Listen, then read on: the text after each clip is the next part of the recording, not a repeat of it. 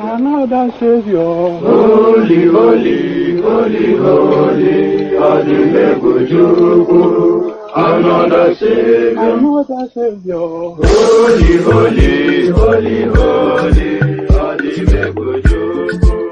Another Savior. Well, this is Mobien. This is dedicated to the gallant heroes of the Nigerian Biafra War and Ipob families all over the world. I remember the Nigerian Biafran War, in the thickness of the Biafra genocide. Hey, one man revived the vanishing hope to life. Let the great Biafran army to fight, and they were singing out, holy, holy, holy, holy, He's another Savior. They were singing out, holy, holy, holy, holy, He's another Savior. Holy, holy, holy, holy, He's another Savior. Many years after the genocide, whoa, yet another great leader has risen up now. Oh, and he's leading the Biafrans to victory. Inyamadika yabika kwa namno. Hey, anamekele mazuche mefo. Manemo, it's an honor having you on board. When I'm singing along, holy, holy, holy, holy, He's another Savior. Sing along, holy, holy, holy, holy, He's another Savior. When I sing along, holy, holy, holy, holy, holy, holy, He's another Savior. Getting moving right and getting moving faster now. Holy, holy, holy, holy, He's another Savior. Holy, holy, getting moving right, He's another Savior. Holy, holy, holy, holy, Namdekano, He's another Savior.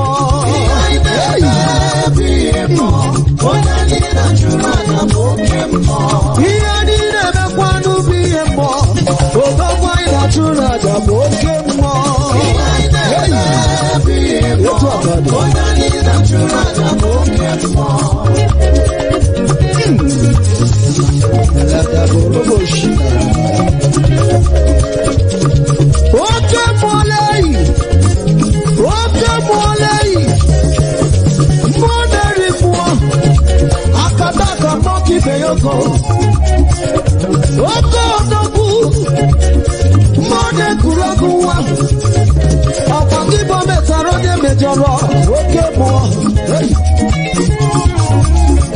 ịgbapị mara na Kalvarị ude ya ka na-edele ihe mere n'ime ụwa mmụọ oke ebube ude ya ka na-edele ihe anyị na-emebi ihe mmụọ asị na na-abịa ụwa bịa na abụọ ụwa ọzọ ka abịa ka mgbaragbachi odogwu ọzọ pịatapịata n'elu okwu o mere mmanụ ụtabana ihe anyị na-emekwa n'ubi ihe mmụọ onye anyị na-achụrụ aja bụ oke mmụọ ihe anyị na-eme ihe mmụọ onye anyị na-achụrụ aja bụ oke mmụọ egwu nke m na-abụkwa n'ụgbọ egwu mmụọ onye na-agụrụ egwu a bụ oke mmụọ ihe anyị na-eme ihe mmụọ onye anyị na-achụrụ aja bụ oke mmụọ onye anyị na-achụrụ aja bụ oke mmụọ onye anyị na-achụrụ aja bụ oke mmụọ onye anyị na-achụrụ aja bụ oke mmụọ onye anyị na-achụrụ aja bụ oke mmụọ onye anyị na-achụrụ aja bụ oke mmụọ onye anyị na-achụrụ aja bụ oke mmụọ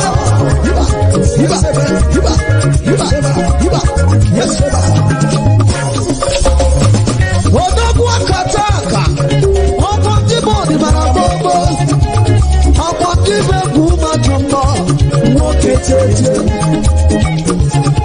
ọkwa gị chiri agbanwe agbanwe ichiri agbanwe agbanwe aka dọbụ ihe bịara ịdọbụ ụkwụ zọbụrụ ihe bịara ịzọbube ọnụ dọrụ ihe bịara ịlọ oge ruela mgbe ije m ike oge ruela mgbe ije m ike oge ruela mgbe ije m ike oke mmụọ ị na-edebe asịse jereje ị na-eme ihe asịse megeme ihe anyị na-emekwa n'obi ihe mmụọ onye anyị na-achụrụ aja bụ oke mmụọ ihe anyị na-eme ihe mmụọ onye anyị na-achụrụ aja bụ oke mmụọ ihe anyị na-emekwa n'obi ihe mmụọ onye anyị na-achụrụ aja bụ oke mmụọ ihe anyị na-eme onye anyị na-achụrụ aja bụ oke mmụọ odogwu anyị na-achụrụ aja odogwu akata aka oke mmụọ lele ọkwa gị bụ mọka ibe ya ogo odogwu akata aka nwa n'eluigwe oke mmụọ lele oke mmụọ oke mmụọ adịghị bụ oke mmụọ yiba yiba aje aje aje aje yiba yiba ugwu anyị abụ n'ofu anyị abụrụ ofu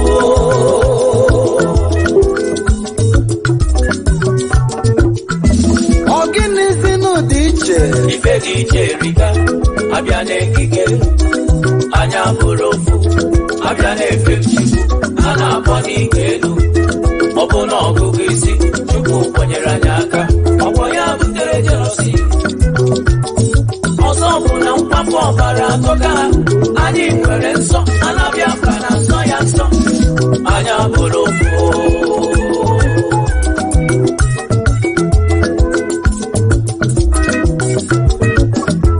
echekwa m na agha ebiela mana ha ka na-anyụ anyị anya n'ụwo echekwa m na ọgụ ebiela ndụ mana ka na-asụ anya kwụnụ na-agaje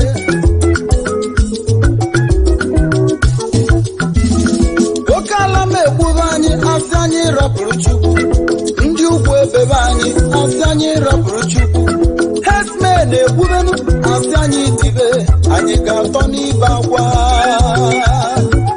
anyị ga-atọ n'akwa alili anyị ga-atọ n'ili ozu anyị ama mbezi anyị ama mbezi anyị ama mbezi iwe na-ewenụ m bụ na ife mụ na ha na-achụ mmụọ siri na mụ yiri mmụọ iwe na-ewe ọnụ m ezigbo onugbo n'ụwa. Ana m ajụ ndị ọchịchị Igbo niile, Honorable and Excellency Governors of Igbo land, ife niile egwuregwu na ndị nọ na mkpọrọ, o nwere onye jụrụ ese ha? Ijuru ese nwanne maka ego mbute, ijuru ese nwanne maka ọkwa ọchịchị, arịrị ha ji na mmụọ ọ ga-agbakwa gị ụgwọ. Ị na-anụ ịkwa ji n'ume, anyị amanwụzi anyị amanwụzi ụmụ Igbo na Biafra sile na-ekwunu, anyị amanwụzi anyị ama nkọ n'igwe alili nwanne, anyị amanwụzi anyị ga-atọ n'ili ozu, anyị amanwụzi anyị amanwụzi sure.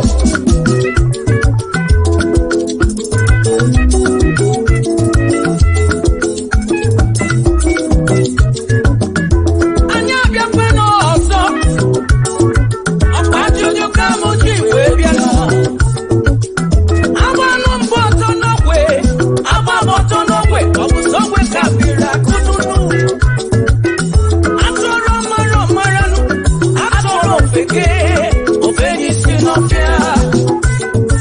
Ọkwa ndị Igbo na-ekwu n'okwu wesi na nghọta onye na-aghọ amarụnụ. Ihe mụ anyị ka njụ ọnụ, anyị aga nọ na mmiri ka nja wee baa anyị anya. Ụmụ Biafra ka m jụkelenu, oke ọ na-elido n'ihe onye mụ anya. Hey! Ọnwa Dumachi o, ọnwa Dumachi o, to the promised land. Hey! Gbanwere ebe anyị na-eje, anyị bụ ofu, unity must stand o. United must stand, brother. Why divided must fall o. Ụmụ Biafra ngwanụ ka anyị gaba n'iru.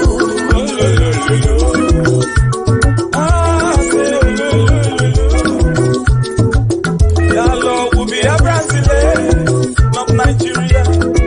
Ejebiola, Ola Keje, Biwe Selongalo Nyalele, Alo Wido Malele, Olo, Ngalo will be a Brazilian, we are not Nigeria.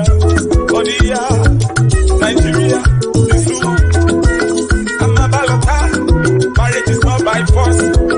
Hey, Come on, leave us alone. Leave us alone. We are Biafrans, no Nigerians. Come on, leave us alone. We are not Islams, we are Christians. We are gifted, more than gifted. We are humans, they are animals. They are killing us like animals. We say never again. Anyị na-akwụ ụgwọ ọkụ mana anyị ahụrụ ọkụ ma ncha. Anyị na-akwụ ụgwọ mmiri mana anyị ahụrụ mmiri wee ṅụọ. Side life Part 2 anyị na-akọ maka atrocity na the zoo. Anyị wee gbakọrịta wee site na jiri mmiri nke BMI. Rayọchi polis akọwepụla ya ọgbachi ọbụla dị n'ụzọ strọgụl a. Anyị bụrụ nwa afọ adịghị akọ maka strọgụl a nwanne bakụwe. Ma ngọzi o nyere anyị ka eji wee agba mgbe megide anyị. Ma wee jile egbe na mmegbu anyị ka ọkụkọ anyị kwechili.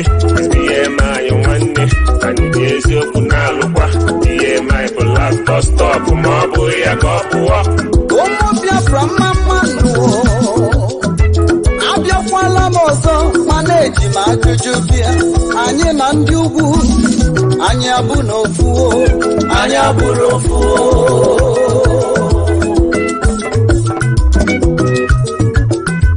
ọ gịnịzi n'ụdị iche? Ife dị iche erika, abịa n'ekike. Anyị abụrụ ofu, abịa n'efe nchu. Thundervine, my original legend. Biafra, light up the rising sun. Biafra, my home, my fatherland. Biafra.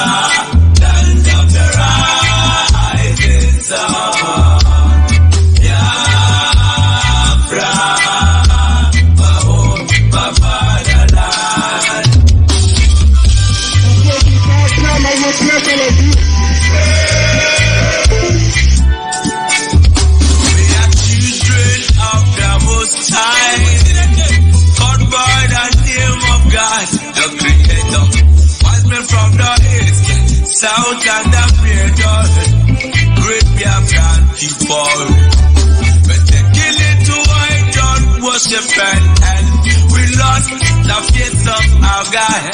And that we were alone in I don't worship the British enter then. Trading on the Niger, exploiting job people, trading by barter. You give me palm oil and the food, so them enter there.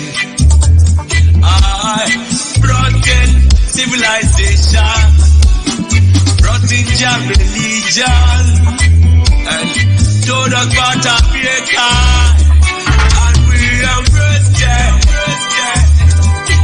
I never knew them got Nigeria with religious pretend of some of some.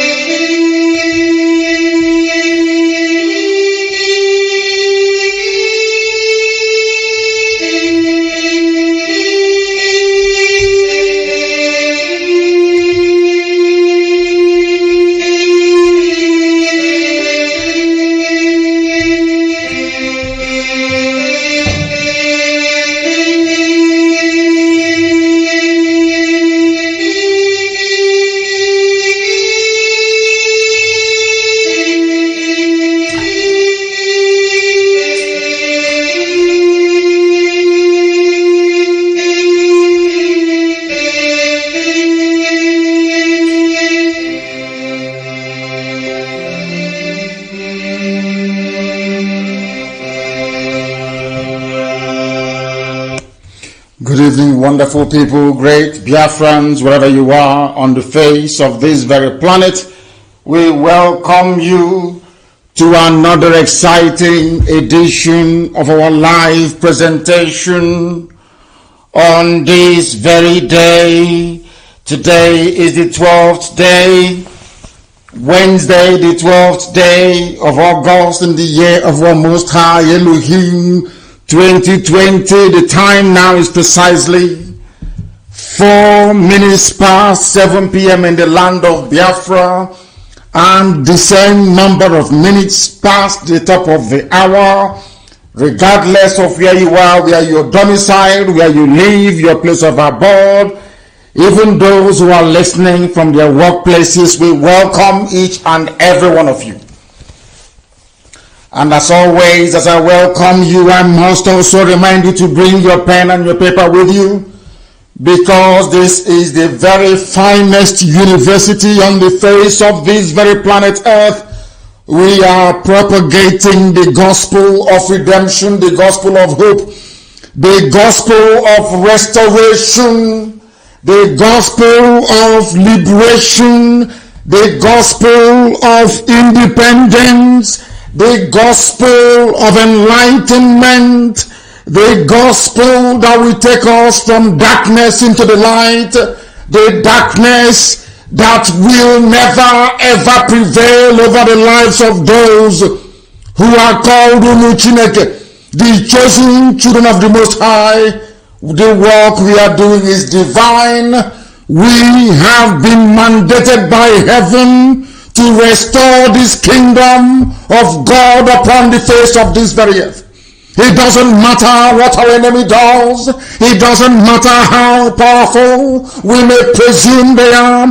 It doesn't matter how many they are. It doesn't matter whatever advantage they feel they have over us because we are from Africa. But we are chosen, and we can assure them that this very Biafra will represent the last miracle on the face of this very earth. That is why we preach this very gospel without no fear nor favor. We are not going to retreat. We are not going to surrender. We are going to do all we can within our powers and Elohim willing to restore his kingdom, and that kingdom is Biafra. Good morning, good afternoon, good evening, and good night to some of you, as it is customary for us to say here, because there is no other radio station emanating from Africa that has the same reach as we possess. There are no other group of people who can boast of the coverage that we enjoy right across the face of this very earth. There are no other people that every race on this planet is willing and able to listen to, except Radio Biafra. Everywhere you go around the world right now, most places are at a standstill because they are listening to us. Because if you listen here, you would learn. My name is Nnamdi Kanu. I am the leader of the indigenous people of Biafra, the largest mass movement of its kind anywhere in the world. It is an honor and privilege to serve the people of Biafra. And I can tell you categorically, without mincing words, that Biafra is imminent. Very, very imminent. And it is an opportunity we are not going to allow to pass us by, because the appointed time has come. And Chukwukika Biama Elohim Adonai El Shaddai is in charge, and we must give him every glory and every praise. If you are listening on my page, you are welcome at Martin Nnamdi Kanu. On Facebook, we are live. Not minding all the shenanigans of Facebook, we continue to stream live and direct to the whole world. You can also listen to us via your television set. If you have a decoder, you can listen to us online as well. You can listen via Radio Biafra app. You can listen via tuning. You can listen via Simple Radio. You can listen via Sweet Radio app. You can listen via Radio Garden. And very, very soon, and I do hope on Sunday, we are also going to listen via Ipob app. It is out, and we will start the dissemination, or should I say, the distribution of the link tomorrow. I welcome each and every one of you. And as I do so, especially those who are listening via FM in Kanu, those who are listening via FM in Abuja and many other places, including Lagos, we welcome all of you this very evening. Do not forget your pen and your paper. And most importantly, we must give praise to the Most High and hand over all these very proceedings to Chukwukika Biama Prumi Henina. And we must pray. We must pray a prayer that David prayed in the Torah, in the book of Psalms, chapter 46. This is a prayer to reaffirm that God Almighty in heaven, Chukwukika Biama, Abase Tamono, Olisabinigwe, is our refuge. Everything that we do, it is not because of any power that we possess. It is not because we are the most gifted, the most talented, the most intelligent. All that we do, all that we are today is as a result of the grace of the Almighty in heaven. And that same God of creation, the same God of Eri, that same God of the ancients is the God that we give every adoration to. I do not worship an enemy. I don't worship any idol, because it is given that thou shalt have no other God before me. That is the irreducible truth upon which this very movement, a very unique kind that the world has never seen, is anchored upon. That is why we are formidable. That is why we are the children of the Most High. That is why we have the Midas touch. Anything we touch turns into gold. That is why this gospel must be preached uncompromisingly. Let us pray. For God in heaven, Almighty Creator, the ancients of the ancient, the maker of the heavens and the earth, you created everything that the mind of the living soul can imagine, but none created thee. That is why we say you are immortal, you are invisible, You are omnipotent. This very God that every generation who has ever had the grace of knowing thee have always testified to your goodness. That is the same God that we kneel and bow before. This God is our refuge and our strength, a very present help even in this time of Janjaweed trouble, even in this time of Fulani rage and terrorism. Therefore we shall fear no evil. This Ipob shall fear no evil. Even if the whole world is against us, even if Britain intensifies their effort to crush this very light of hope in sub-Saharan Africa, even though they shake the mountains, even though the seas may rise, even though they may give all the weapons and ammunition to the Zoological Republic, no matter what they do, no matter how they foment their rage, it doesn't matter to us. For God, Chukwokika Biama, is in the land of Biafra. We shall never ever be moved. This God of the ancients will help us now and forevermore. For Biafra shall come, and this Lord of hosts is with us. Chukwokika Biama, the same God of Jacob, this same God of Shadrach and Meshach and Abednego, this God that never abandons his people, this same God is our refuge, and we proclaim it unashamedly that this God that we kneel and bow before, we shall worship thee, for Biafra is your promise. Your word is yea and amen. Instead of your word not to come to pass, heaven and earth will cease to exist. Upon this very hope we anchor all our belief that Biafra shall come in our time, and we pray that it comes this very year, that your glory may be made manifest in the lives of men, that we may kneel and bow before thee. Nyahansoro tutola nsoporo na ijamba na ibisiala Chineke na kepru mihenine ko tutonine wedregeze penso ugama wombo nine bigebi. He said,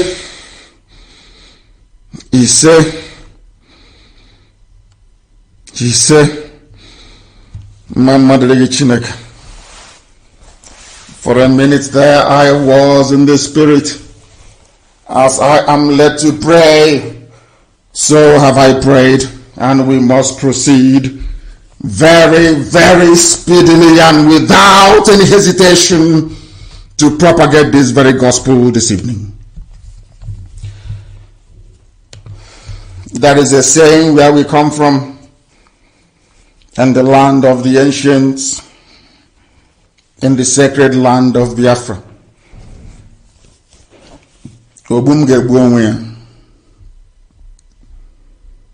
It means that those who have come to kill us will also kill themselves.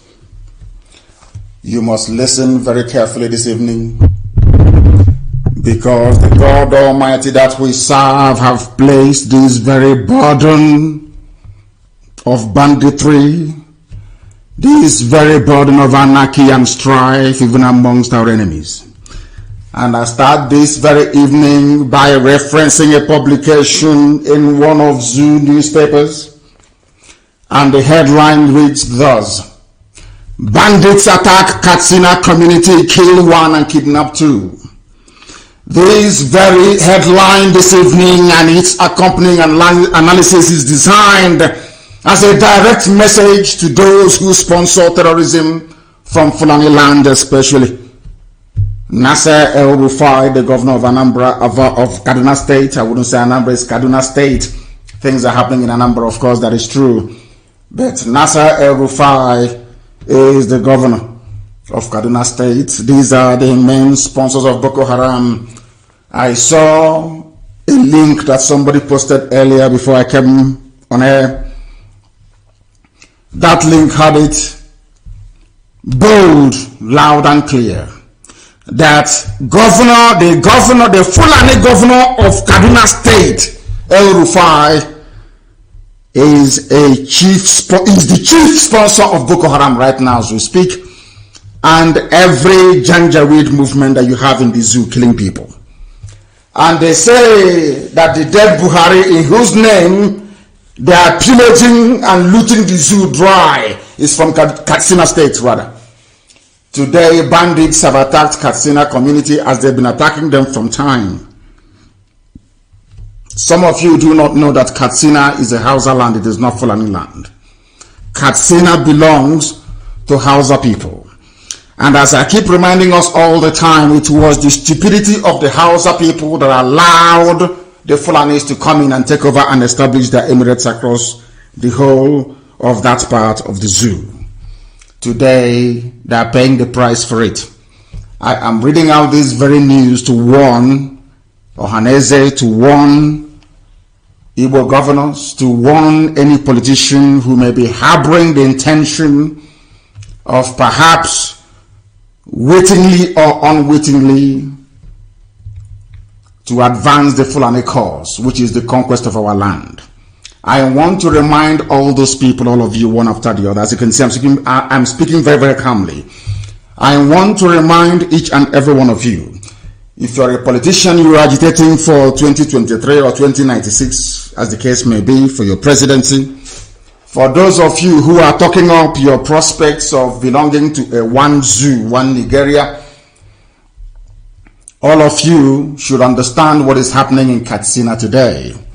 We know that southern Kaduna is under siege, and also parts of the south, including Biafra land, is under siege as well. But I want to remind you that Katsina people are suffering, and I want to let the world understand, and most of these Efule for politicians to also know this, that the Katsina communities that are suffering today are predominantly Hausa people.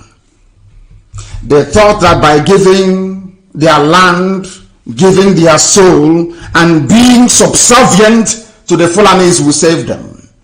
These attacks are not happening in southern Kaduna, they are happening in Katsina.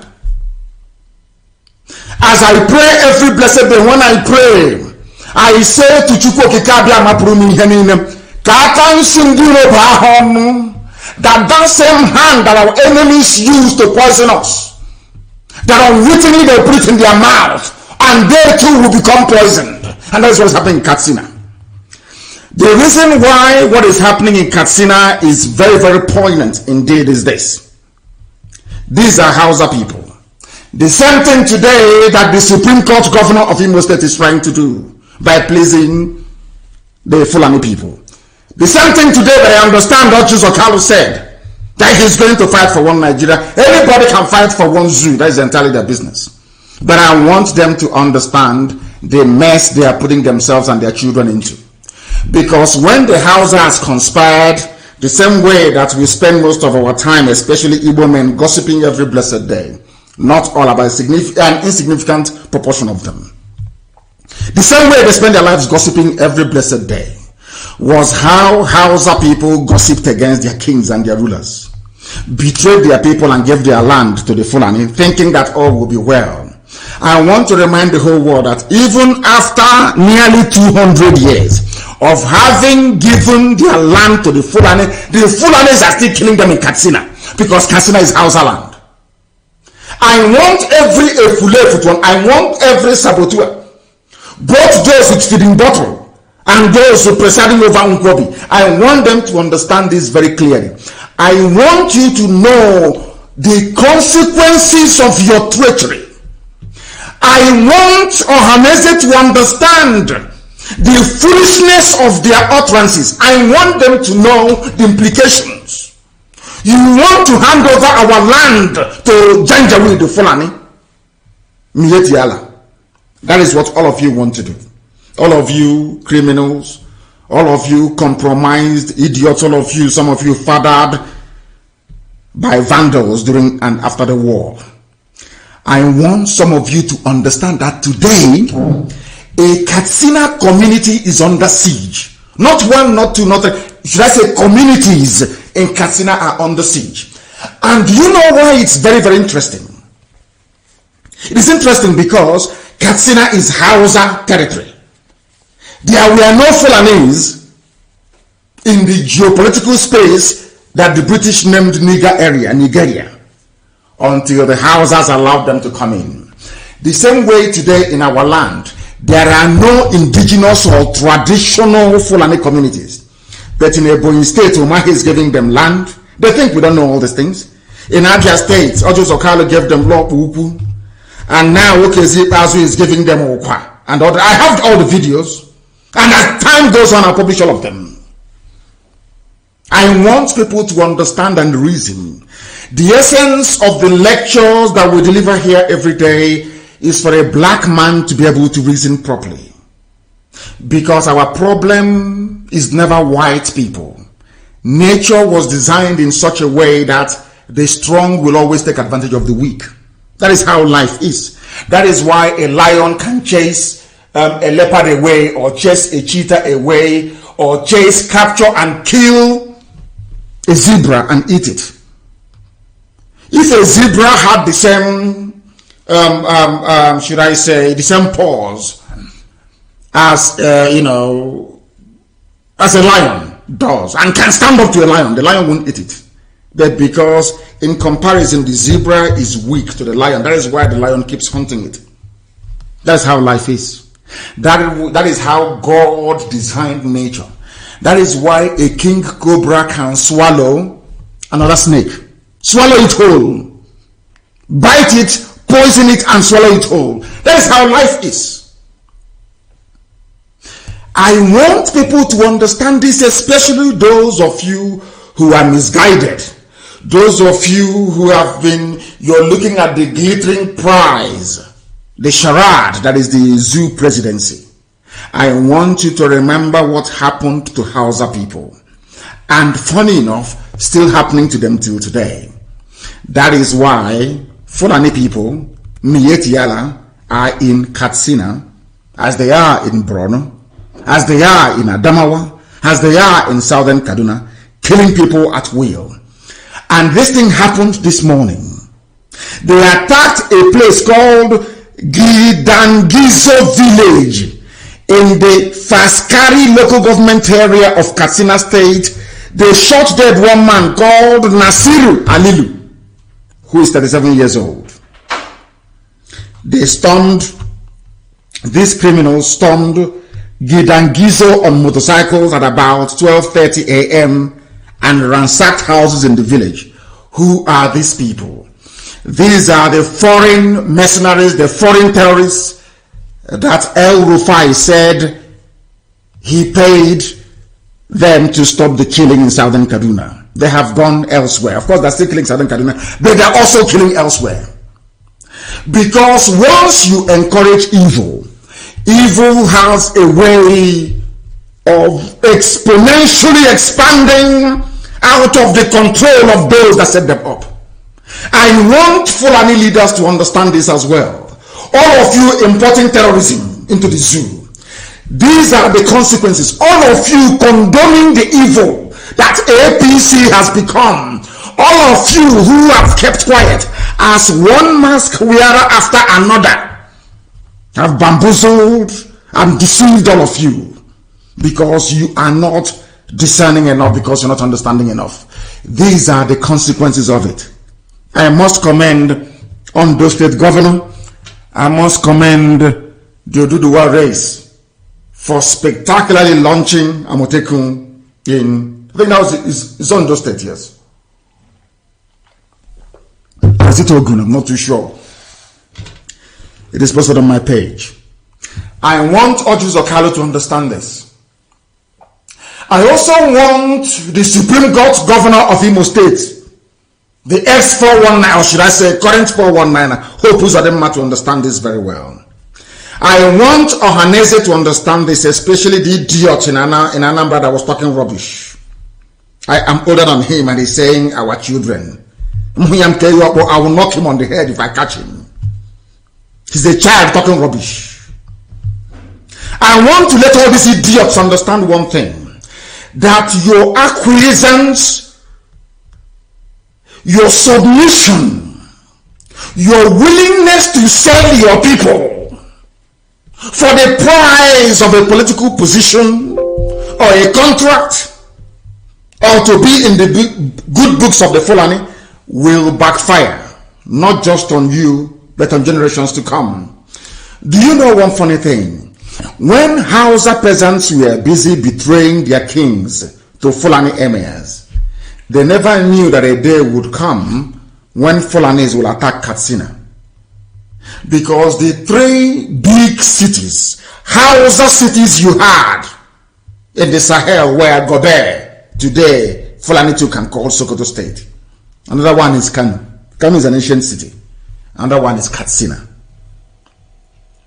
Today, do you know that after giving their land to the Fulani, after allowing them to establish and run their emirates, after voting in all exclusively Fulani governors, they are not satisfied. They are still killing Hausa people till today. I want Audio Zokalo to listen very carefully. I know that some people are selfishly self-destructive in pursuit of their selfish goals. They destroy a lot of things. There is a video I will play later, not now, where those that call themselves traditional rulers were sharing money from Fulani people. These are the elders that they claim deserve respect. What they are doing today, future generations are going to pay very dearly for it. These are the things our people would need to understand, if at all they are willing to understand it. Bandits are coming and killing people because Fulani governors, Fulani politicians, Fulani millionaires, Fulani billionaires, enriched with money stolen from the treasury, they went and set up terrorist groups, not knowing that those terrorists will turn around and kill their own people. Today they're killing Hausa people in Katsina. Not minding that Katsina has exclusively Fulani rulership. The emirate is Fulani. The governor is Fulani. Not minding any of these things. They are still killing Hausas there. The fathers, should I say, the forebears of the people you have today in Katsina were those that sold their land to the Fulani. But that didn't stop them from being killed. For the sins of their forefathers, over 200 years ago in Katsina, they are being killed today. Here's a lesson I want Audio Zokalo to learn. A lesson that I want Ohaneze to learn. A lesson that I want the Supreme Court Governor of Imo State to learn. This is a lesson for us all. Because what we are allowing today in our land, if it continues to grow the way it's been growing,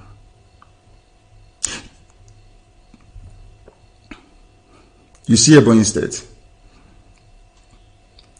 our children will be killed there in the future. You see Abia State, our children will be killed in Abia State in the future. You see Wunno, Chilobuku, all that area, life will become hell for people because of the decisions that Ohaneze and some greedy politicians are taking today in pursuit of only 8 years in office. If you get this 8 years in office, you will destroy our land for 800 years. We will become like the Jews of Europe. In the next 2,000 or 4,000 years, those that are descended from us will fight their way into our land. And if by then Britain continues to wield the same amount of power that it wields today, the same way that Britain said that Israel will not exist, is how Britain will then stand up and say that Biafra will not exist. I need all of you to understand this tonight. That people are dying in Katsina State for the sins of their forefathers. 200 years ago, they gave their land to the Fulani. That did not stop the Fulanis today in 2020 from slaughtering them in Katsina of all places. This is a very big lesson. This is a very big lesson for all of you saboteurs. A very big lesson. And you are also putting yourselves in danger. Sabo, you are putting yourselves in danger because you are coming to ruin our land, our way of life. All of you pursuing your useless presidency for 8 years. Obasanjo was in Aso Rock for 8 years. Our Yoruba brothers are today still agitating, isn't it? Are they not agitating? Of course they are. They are agitating.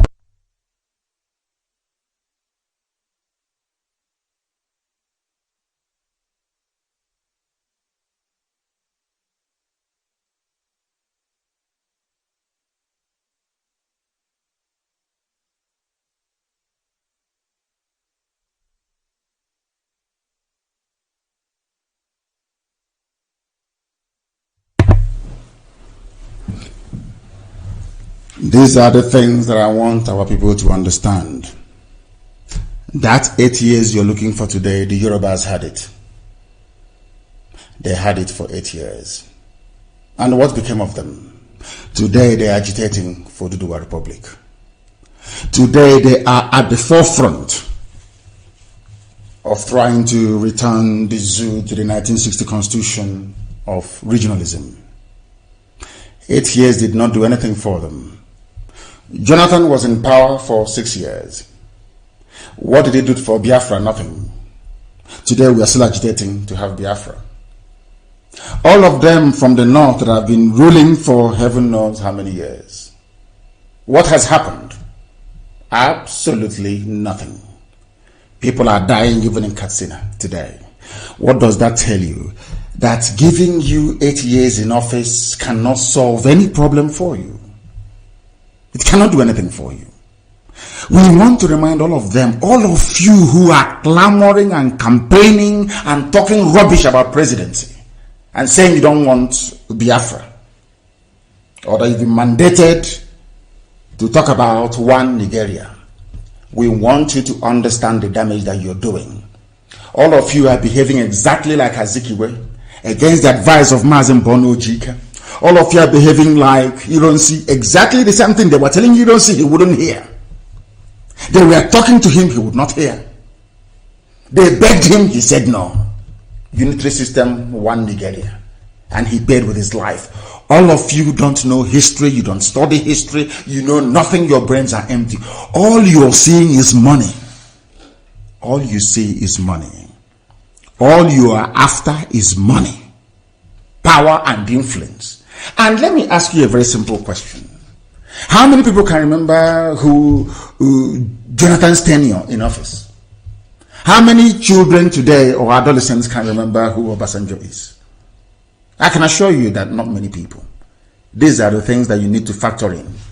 Because we in IPOB, we sat down for many years. We considered all these permutations. We came to the conclusion that only freedom will suffice. Let everybody be on their own. And if they want to get together in the future, that's entirely their business. These are the things that the Fulefus must understand. And as we are preaching tonight, if nothing would move you, all of you Fulefus, all of you fools talking about one Nigeria, all of you yapping your rubbish every blessed day on the pages of newspapers, all of you talking garbage about presidency. Let us play. You've also, this clip went viral, it's everywhere. But I want to play this clip again for the benefit of those who are listening all over the world, especially those lecturers in Argentina and that very lovely white lady in Cologne. I want people all over the world to understand what somebody who has seen money tasted power sounds like today in the zoo. The former deputy governor of the Central Bank of the Zoological Republic, that the world may know, that the Fulefus may know, because there is something called expediency. Those things you're doing today, campaigning for zoo presidency, saying, oh, we are everywhere, we own shops, we own chemists and all that rubbish. The Jews had the same thing in Europe. It didn't stop them from being slaughtered. And As Mbakwe once said, a first fool is not a proper fool. Is a second fool that is proper foolish. I think it goes somewhat like that. We were killed over 5 million before. The world never questioned. Nobody asked questions. Nobody stood trial. No tribunals were convened nor set up. Nobody was tried. Even the fool that killed over 5 million people, go on, is walking about today telling us to pray. Let me tell you something. If we make the mistake of falling into this trap of one Nigeria, one zoo, one presidency, I can categorically assure you that the next time they will kill over 10 million. And as long as Britain is there to protect them, the world will not set up any inquiry either. Only 150,000 people die. I'm not trying to diminish the lives lost in Rwandan genocide. There was an inquiry. People were killed in the Congo, there was an inquiry. People were killed in Bosnia-Herzegovina, in the Yugoslav wars, there was an inquiry. People were killed in Cambodia under Pol Pot, there was an inquiry. The UN stepped in. 5 million of you were killed and nobody asked any question. If that doesn't remind you to love yourself, then nothing else will. Nothing else will. The mistakes the Hausas made, we cannot afford to make it. The mistakes that others have made, we cannot afford to make it. And do you know why? Because we have too many enemies than those people. There is no other race on this that is hated more by the British than Biafra, and the Igbo man especially. There are 3 races that Britain hates very bitterly: the Irish, the Kikuyus of Kenya, and the Igbos. Go to your history. It was a Times editorial.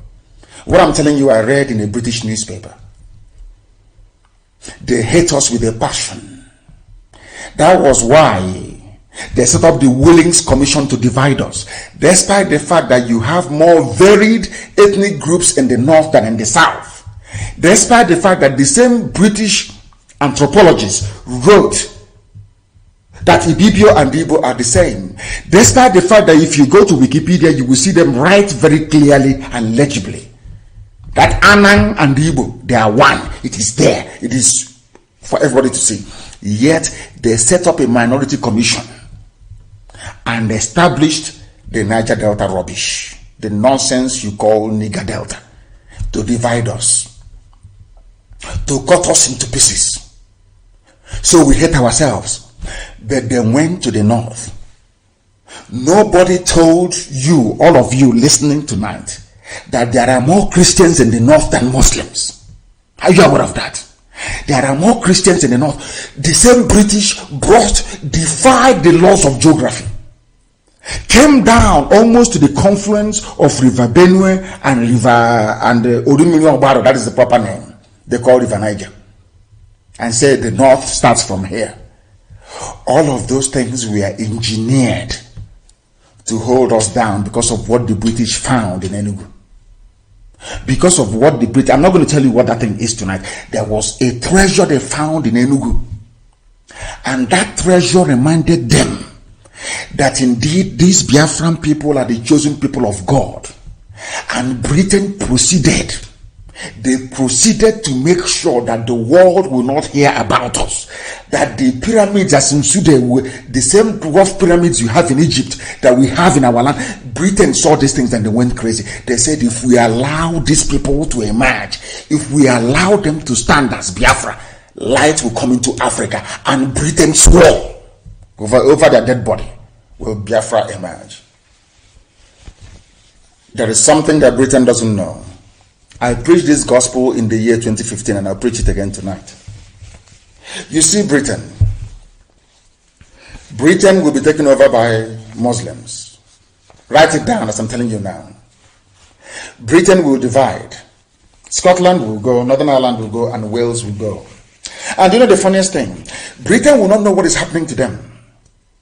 I said to you, you will not know it is those bunch of niggers called Biafra. That is because of them that God will decimate Britain. You see that tiny Biafra, Britain, you see that tiny, inconsequential Biafra. You see that Biafra because they are black. They are nothing. They can be killed in their millions and nobody will care. I want to remind you, Britain, that because of that tiny Biafra, your land will be decimated. And foreigners will take over your land. Write it down tonight, 12th of August, 2020. When it happens, as I did with the clip I posted that was yesterday, when it happens, I will play this clip. And I will say, do you remember? 12th of August of 2020 when I said this. That's what's going to happen to you. Let us listen to what this man has to say. I want us to be very sober and to be in a reflective mood tonight to understand that there are some decisions you make or you take that will come in the future to bite you on the backside. Now, let me ask you this question. Do you know how many Fulani settlements there are in Enugu State? Do you know how many Fulani settlements there are around Nsukka? Do you know how many, acres, should I say hectares of land the Fulanis have taken over in Nsukka? Now, wouldn't it be nice to go back to Zeke's grave and dig out his body and show him what has become of his one Nigeria? I bet you that when Nnamdi Azikiwe was his name, in fact, when Azikiwe was busy campaigning for one Nigeria, he never foresaw that there will be a time when we'll be battling with the Fulanis to leave our farmlands alone. Nnamdi Azikiwe never foresaw that a time will come when when women in his village will be raped and killed by the Fulanis. Nnamdi Azikiwe never knew that one Nigeria meant Fulani hegemony. Nnamdi Azikiwe never read the intentions of the British, that their sole aim was to breed a race of vandals, people that can never ever be educated enough. And as I'm talking to you, please, I'm sorry to interrupt. Do you know that Facebook, what they do is, when I post something, after every 3 days, they remove it. As I'm talking to you right now, I want to see if I can snap the screen of one of the computers that we are using to broadcast tonight, because very shortly they will remove it. What they have done, I want you to understand the number of powerful enemies that you have. Biafrans. I want you to look at Trump, for instance. I'm not saying it because Trump is going to do anything for us. Look at the number of enemies that Trump has today. Some of them for no reason. I want you to look at it. How almost the entire world media is against one single man. That is the same fate that Biafra is undergoing. For no discernible reason. Hatred from everywhere, including from quarters you feel ought to know better. I want to snap this very screen and I will post it to the whole world. This is what they do every day. When I post something, after 3 days they will come back and they will remove it. Some of you will notice. What I have said is here, this is your post.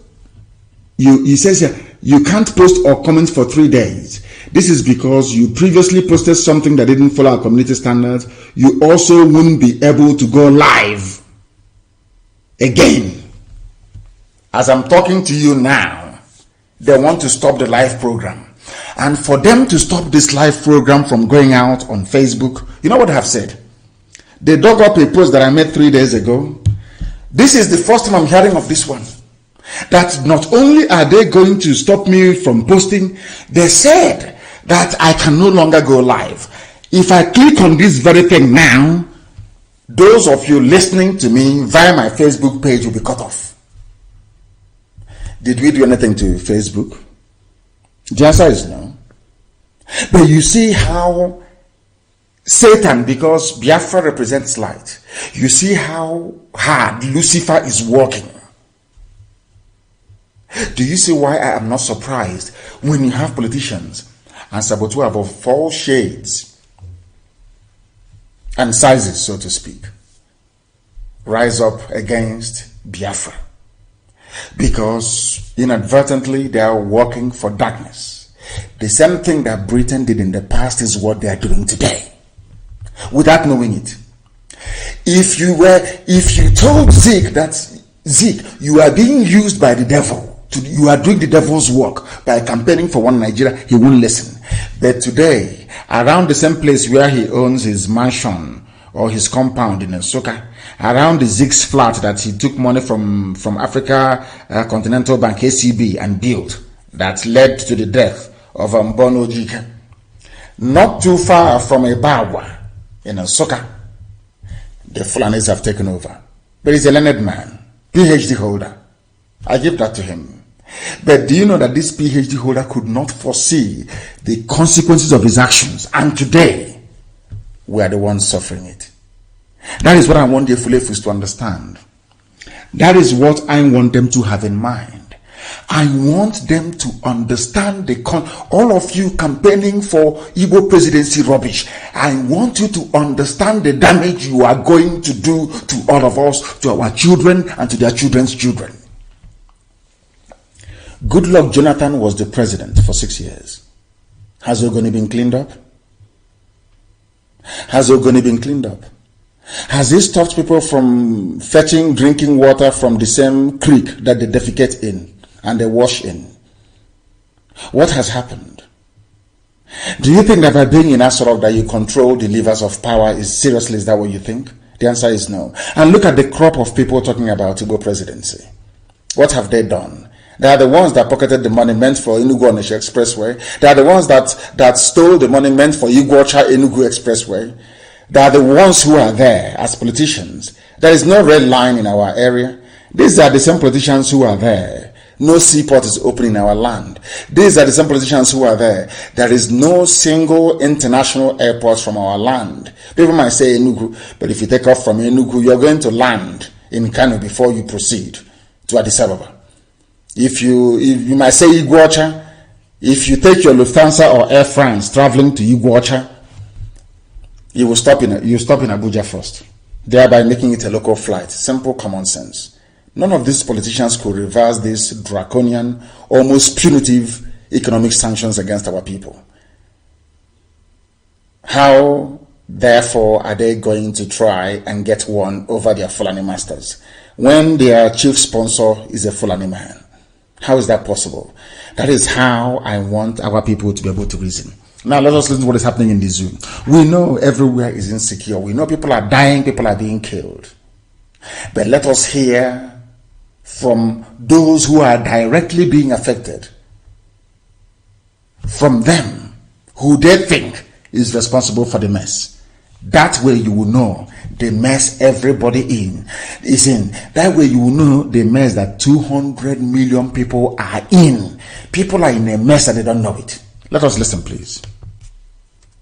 Which is it for you, Dr. Obadiah? Do you think the government is unwilling or unable to protect the people of Southern Kaduna? Yes. In fact, it is not only unable, it is unwilling, and we have good reason to feel that they are part and parcel of the killers. Are you listening? This is Mr. Obadiah. He is the former CBN deputy governor. So I'm sure some of you have seen this clip. It's gone viral. It's everywhere. Later on, you will see that he's been invited by DSS. What he's saying is that exactly what I've been telling U.S. lawmakers. I have been telling U.S. lawmakers that the government of the zoo, I call it the presidency because there is no president, these collection of Fulani criminals, that they are indeed the ones sponsoring terrorism. He is not a Biafran. He's from Middle Belt. They are the ones who are being killed. And he has opened his mouth to confirm it to the whole world. And in the same place where this very news is reverberating, which is in Abuja, the British High Commission is there. British intelligence services, they are there. U.S. Embassy is there. U.S. intelligence services, they are there as well. But one thing some of you don't know is, as I read out to you a few programs ago, the reason why Britain created Nigeria is because they wanted a country with a large landmass and population through which they can control the whole of Africa. That is their aim. The same way that are controlling your lives today through cattle rearers and nomads. Mietiala. Britain is running your lives through Mietiala. That was the plan that Britain had for the whole of Africa. Britain thought that this zoo they are creating will rise up one day to become a major power, both politically, militarily, and economically. So that way, through whoever stays, either Dodan Barracks or now Asarok, the British will be able to control the whole of Africa. But that backfired. They were backing up the wrong horse. They were putting people into power who never understood democracy nor modern governance. So that project failed. They're now focused on the zoo. That is why they will always support the Fulanis to rule over you. It's a very simple game. They want control of your lives. And the best way to do it is to appoint the Fulanis to do that for them. And that's what they're doing, and doing it brilliantly. That is why there are killings going on. Britain have not said a word. That is why Fulani people, Fulani government are actively engaged in terrorism, killing their own people. And Britain hasn't said a word. Isn't it funny? Let's continue. That's a very big allegation, Dr. Obadiah. The government is part and parcel of the killers. That's big. Yes. Okay, how will the government just say, oh, it is revenge killing and so on? Then you leave it there. Oh, because it is revenge killing and so on and so forth. The body language of this administration, the body language of the state government shows clearly that they have a hand in the killings. No doubt about it. Because, you see, General Abacha, and people don't give him his due. Do you think you would have tolerated such nonsense? And let me make some revelations, because some of us also have our own intelligence networks. Okay. Have met with some of the bandits. We have met with some of their high commanders. One or two who have repented. They have sat down with us, not once, not twice. They told us that one of the northern governors is the commander of Boko Haram in Nigeria. Are you listening? Boko Haram and the bandits are one and the same thing. They have a sophisticated network. During this lockdown, their planes were moving up and down as though there was no lockdown. Moving ammunitions, moving logistics, moving money, and distributing them in different parts of the country. They are already in the south, in the rainforest of the south. Are you listening? They're everywhere. They took... And which people have the rainforest in the south? Is it not Biafra? And Pastor Oduduwa as well. During lockdown, they were moving the same thing I've been telling you. During the lockdown, they were moving people, moving the terrorists all over the place. All of you saw it. Some of you saw it. You saw them moving their terrorists all over the place. We kept warning you that these are terrorists. Did you hear Britain say anything? I made a post today, and I reminded Britain of the formation of Amotekun. I also reminded Britain that Mietiala have now formed their own vigilante across the entire 36 states of the zoo.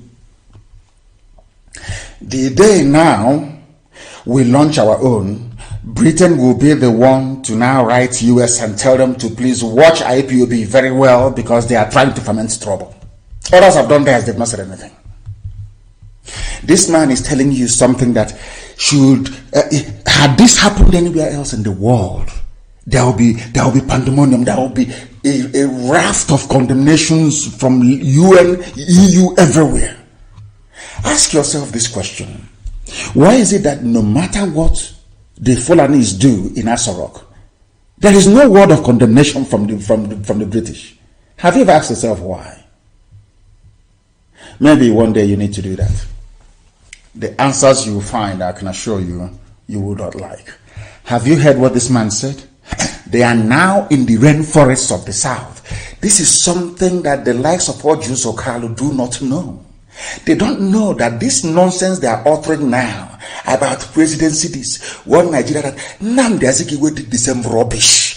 Look at the mayhem, look at the death and destruction that the Fulanis are visiting upon us today. You know, black people, they don't learn from history.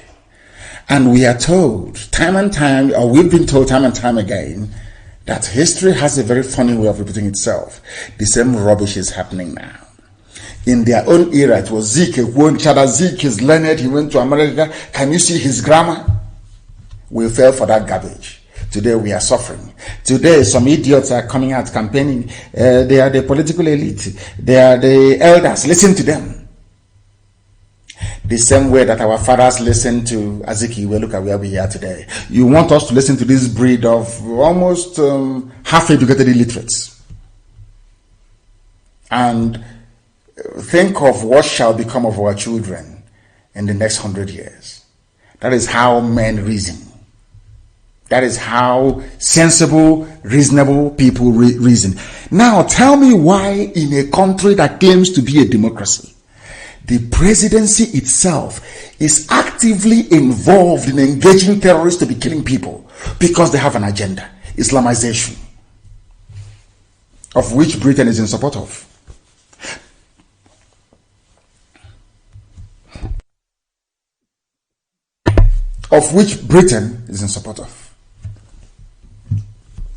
Let's listen again. Listen carefully.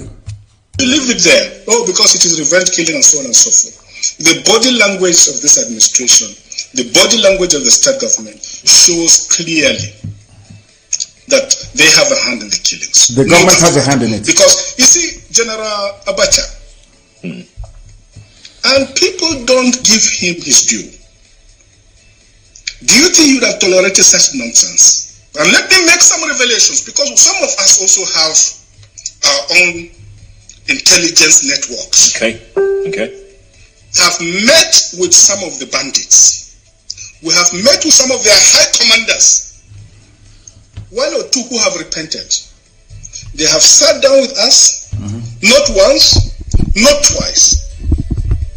They told us that one of the northern governors is the commander of Boko Haram in Nigeria. That's El-Rufai. Boko Haram and the bandits are one and the same thing. They have a sophisticated... The Boko Haram and bandits, they are the same. One specializes in killing civilians, the others are engaging the military. All of these things are Fulani plans to advance to the Atlantic Ocean, to secure the zoo called Nigeria.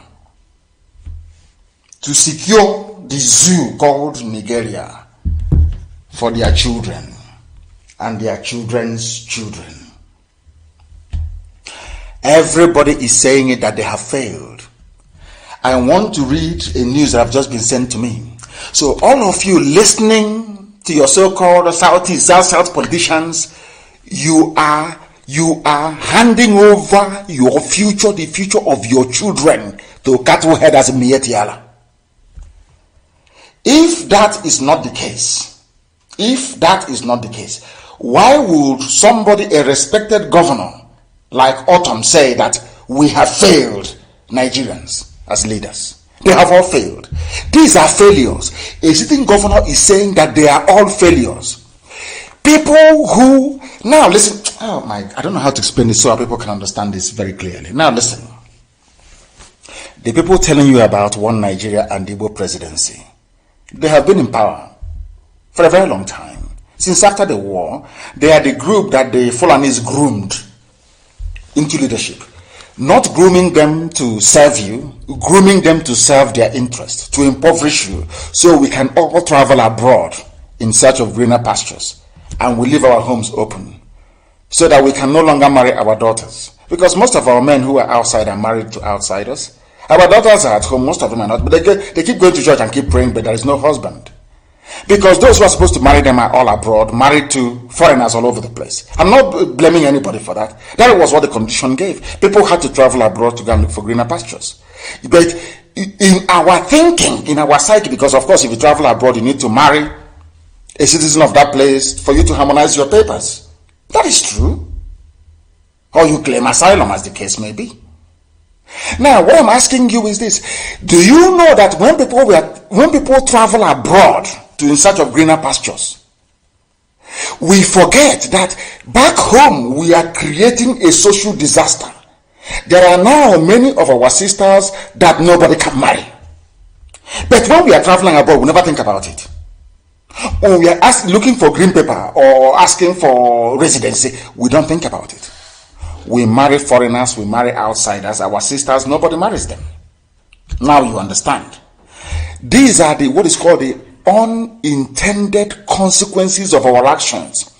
Tonight I'm telling you that the unintended consequences of the actions of these useless politicians talking rubbish about presidency, rubbish, one Nigeria garbage. Our children will bear the consequences, not them, because by that time we'll all be dead. What is now happening in the Middle Belt, happening in the North, will happen to us as well. But this time around, at a far more grievous, a far more heightened scale, and nobody will come to our rescue. Do you know why Facebook removed the post that I made? Because in the post I made, I told Britain that they created the nigger area. I said to Britain, today you can see what your Fulani pets are doing. You cannot talk. The day we rise up now to defend our land, I will bring you their submissions and their letters to UN, to EU, to everybody. They will be the first to say, oh, look at them, they've come again, secessionists, Biafra, they have come again. That's why Facebook said I should remove it.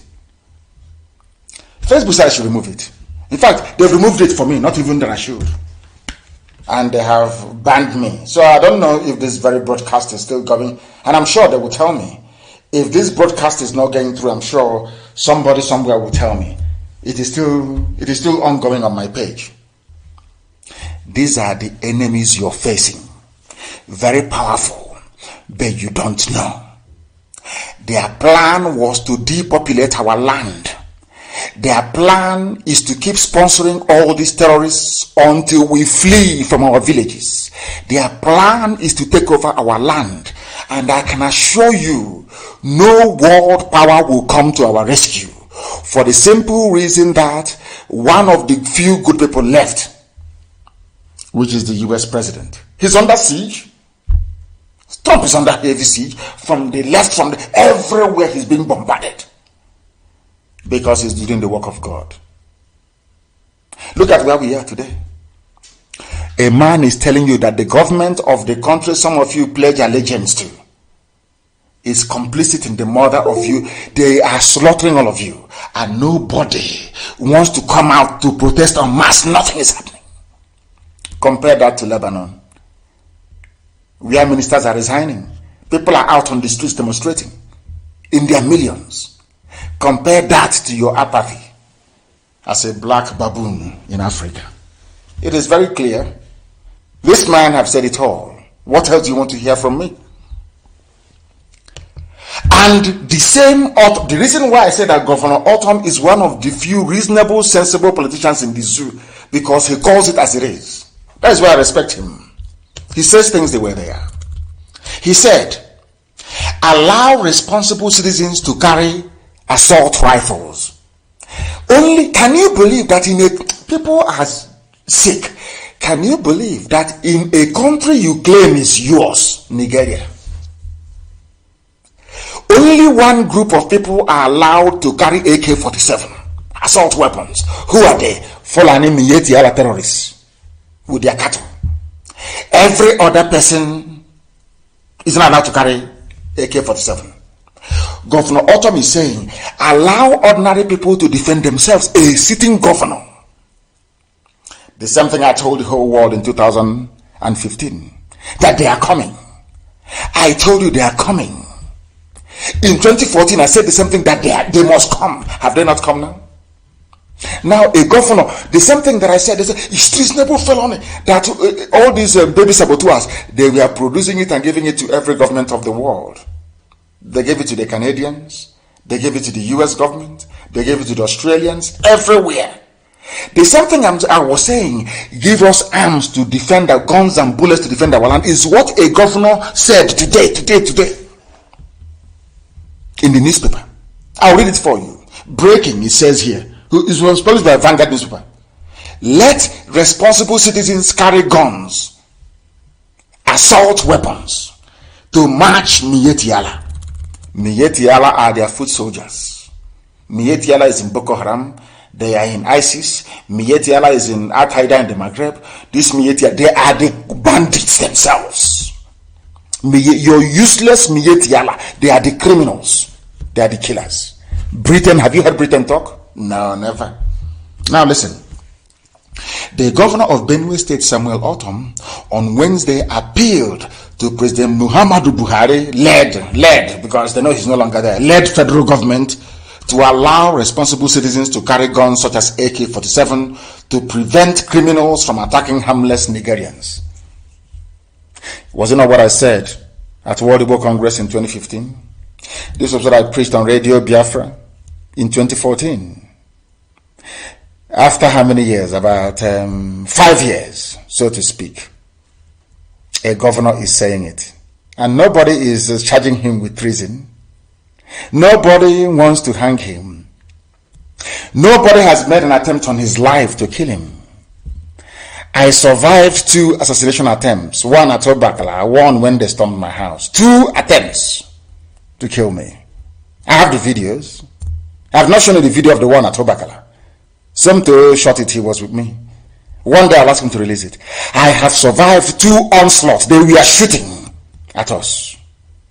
At Obakala, ask Obakala people, they will tell you. Ask the war, they will tell you what happened that very day. They said that we had juju with us. That was why the guns couldn't penetrate. In the videos you hear them, you hear the guns going off. But none of us was hurt. We escaped the assassination.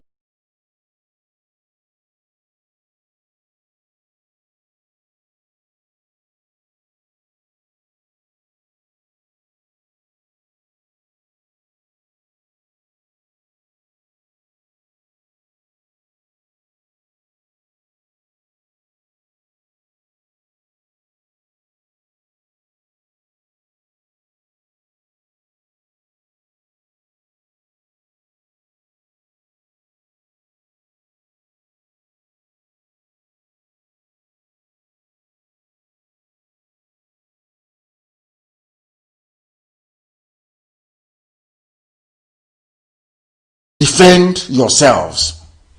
Catholic bishops have asked Nigerians to rise up and defend themselves against attack by bandits, headsmen, kidnappers, and other violent criminals across the country. Catholic archbishops. I said it before, at least Catholic archbishops or Catholic priests, they have a history of standing up for the rights of people. They have spoken. Pentecostalists, they won't say anything. They want tithe and offering. Catholic bishops have said it. What this Catholic bishop said in 2020, I said in 2014, 2015. Now tell me, have they committed treason? Have these bishops, Catholic bishops, have they committed treason? How can somebody be coming to kill you? They claim is from Mauritania, somebody from Mali, somebody from heaven knows where, coming to kill you. Because if you catch them and say, oh, they are foreign bandits, they are foreign terrorists, coming to kill you. Yes, somebody is telling you not to defend yourself. You listening to such a fool, are you not an idiot? You see, when I speak, they say I insult them. Tell me, people that exhibit this level of idiocy, why they shouldn't be entitled to insults. Nnamdi Kanu said it. He said, bring him, let's hang him, let's kill him. A governor have said the same thing that I said. Catholic archbishops are now saying it. Are you coming to me to apologize? Maybe one day they will apologize. Maybe. But I just want to let you know that what we see 5-10 years ahead, you cannot see it now. That is why everything we do always yield the right results at the right time.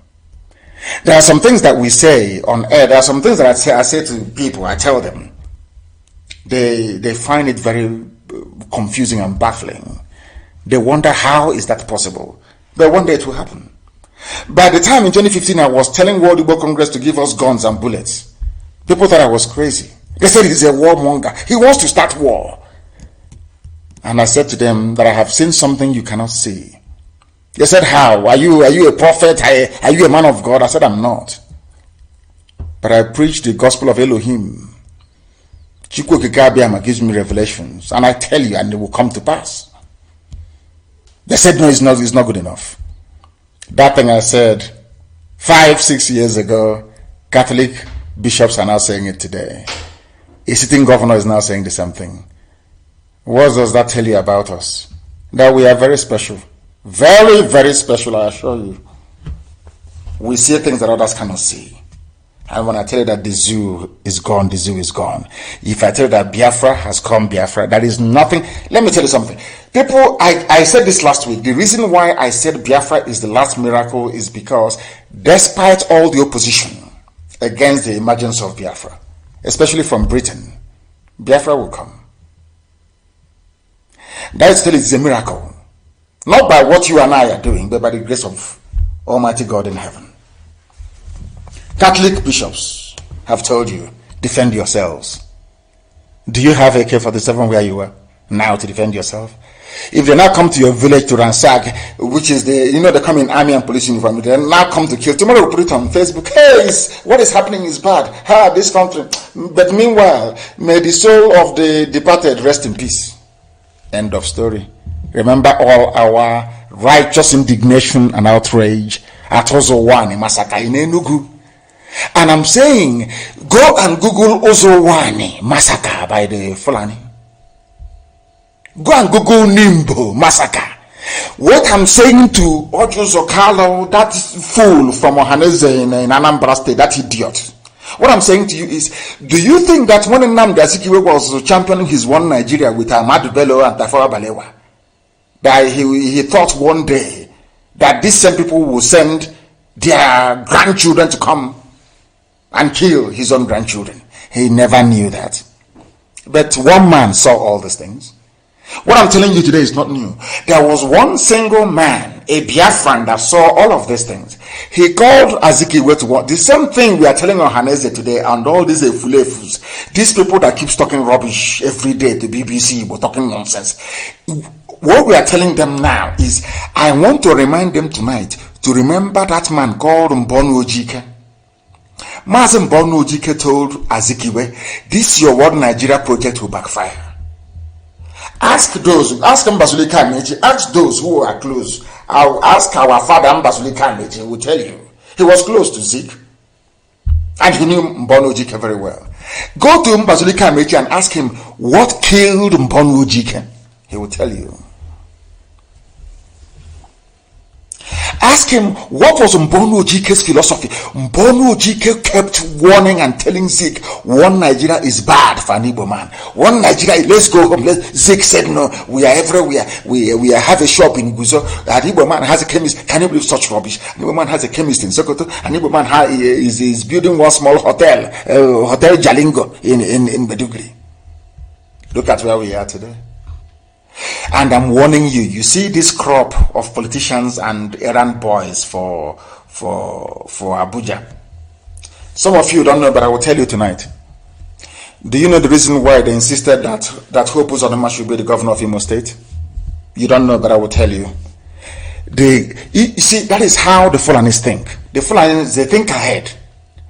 Fulanis knew that Imo State will produce the next Ohaneze President General. January 2021. To tell you how advanced they are, the Fulanis, in terms of their thinking. Because the Fulanis, they want to retain control over Igbo land. You know what the Fulanis did? They have a Edwin Clark already in the Niger that is their house boy, is their errand boy. Edwin Clark was a front-line saboteur during the war. So South is sorted. Pandev is in their pocket. Do you know why they put Hope Uzodinma in power? I will tell you tonight. Because of Ohaneze PG, January 2021.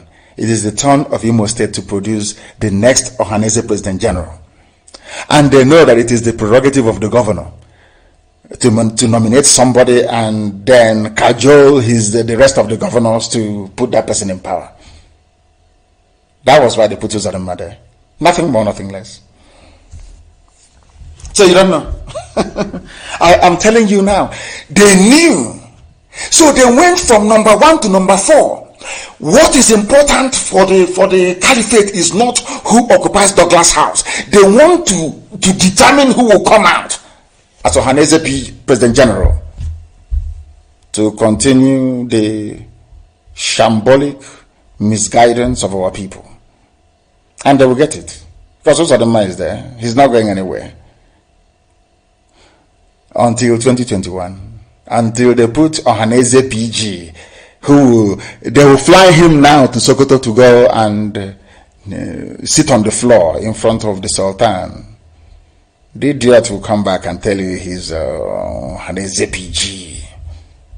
And all of you idiots, as usual, will be chanting, clapping, and dancing like the morons you are. Yet, nothing is happening in your land. No industries, no seaport, no international airport. The same garbage all over again. Because they want to hold you down. And they determine who governs you. They appoint your leaders for you. You have no choice. But next year will be different. The next Ohaneze to PG to emerge will be a different story altogether. The Fulanis will be shocked. That I can assure you. Now, after the Catholic bishops must have said what they have said, there is a conclusion this night, we have known this before, that even the world, those who update Wikipedia, they know that the zoo is a failed state. They know the zoo is a failed state. I'm telling you this at 17 minutes past. The top of the hour, wherever you are, to know it's live. Wikipedia have listed Nigeria as a failed state in the list of failed countries. As I mentioned, that is to tell everybody listens to Radio Biafra, as I mentioned many weeks ago. Now, it is a failed state. In that failed state, somebody, a human being that claimed he went to school with a full complement of all the faculties that a brain should possess, will come out and say, I will keep defending the unity of one Nigeria. But it is a failed state. People are dying in Katsina.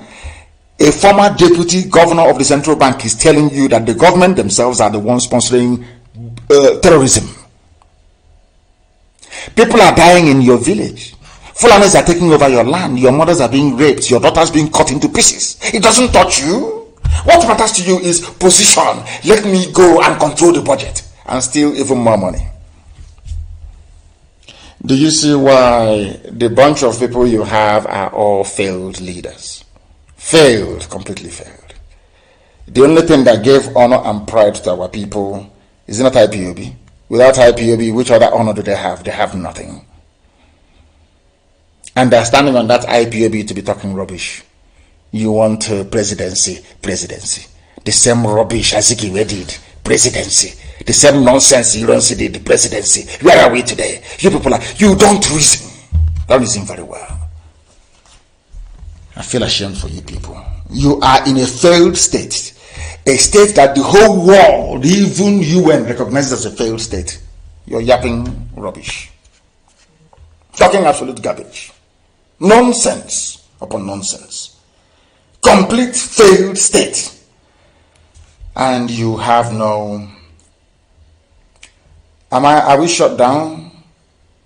They said we've been shut. Is that possible? I don't think so. Pastor Jack is saying that but I can see that Facebook is on. It's not been shut down. If it's shut down, I'm sure that Chinasa, Maka, and all the rest of them, and Madabugu, they will text to let me know. I think that please confirm that the Facebook is still on, because I have this thing here on the screen. I can't see it, because I'm afraid that if I click on this very thing, that they will take the whole thing down. So I don't want to touch anything at all. So I need confirmation, please, that we are still live and direct on Facebook. Now, listen to the problem of our people.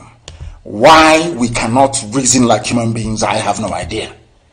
Our mandate is Igbo presidency, not Biafra, Ohaneze chief. You know this Ohaneze people. You try to rehabilitate them.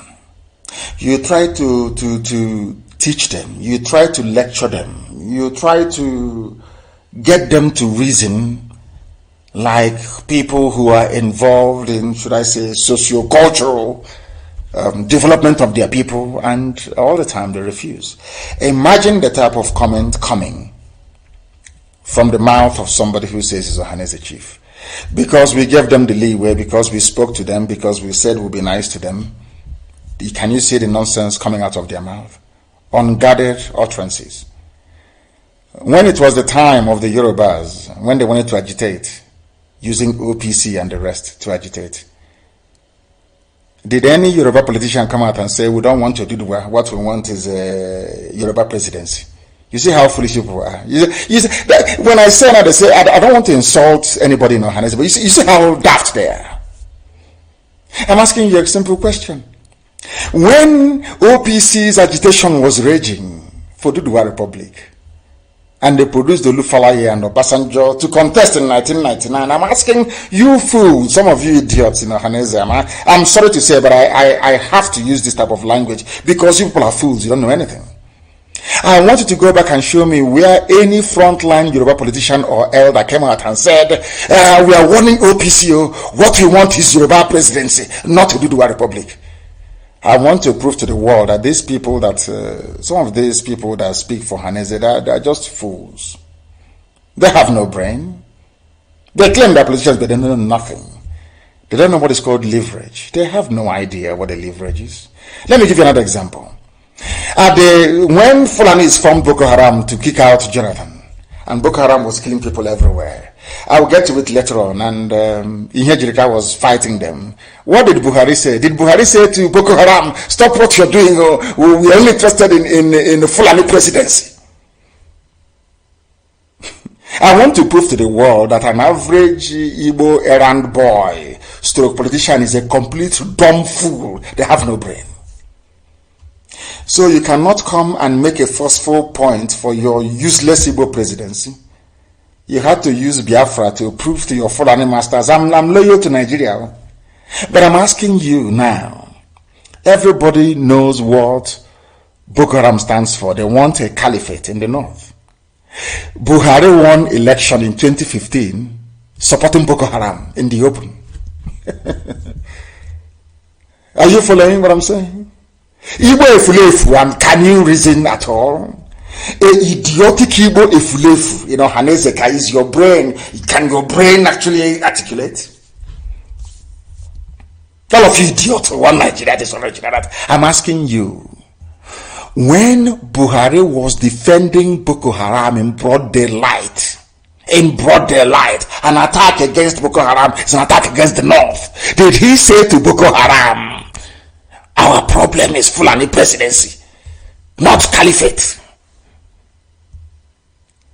Did you not vote Buhari in 2015 despite his support for terrorists?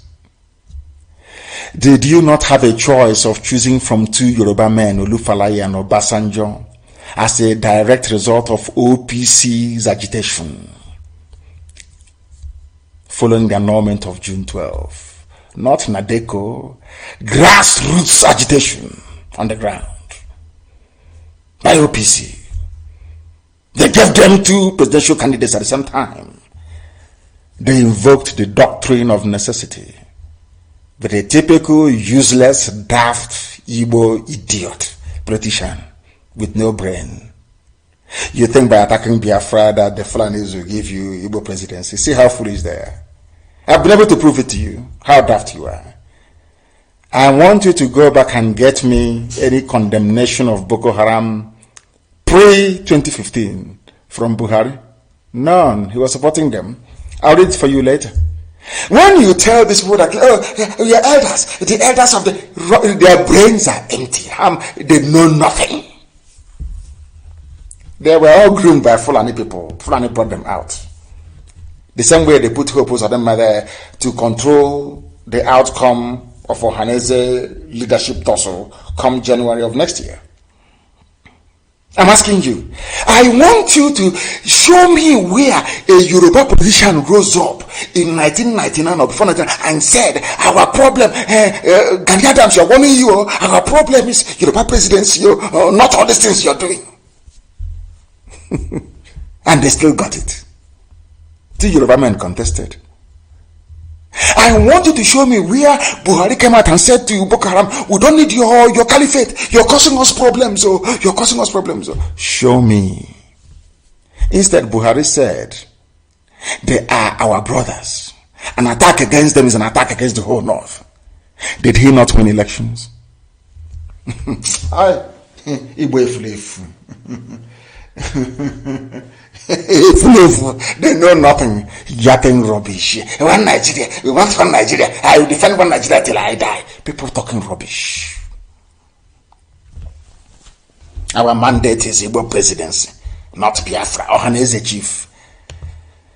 Because we made the mistake of talking to them. Have you seen? You see their lives? You see how they behave? They have no brain, no knowledge of history. Stupidity everywhere, from top to bottom. Stupidity everywhere. All they do is, we are elder. Their brains are. And I said to them, don't foolish young people grow old? Some of these baby saboteurs we have now, are they not going to grow old?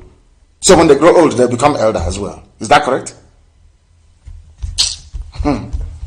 We are preaching the gospel of redemption, please. Live and direct.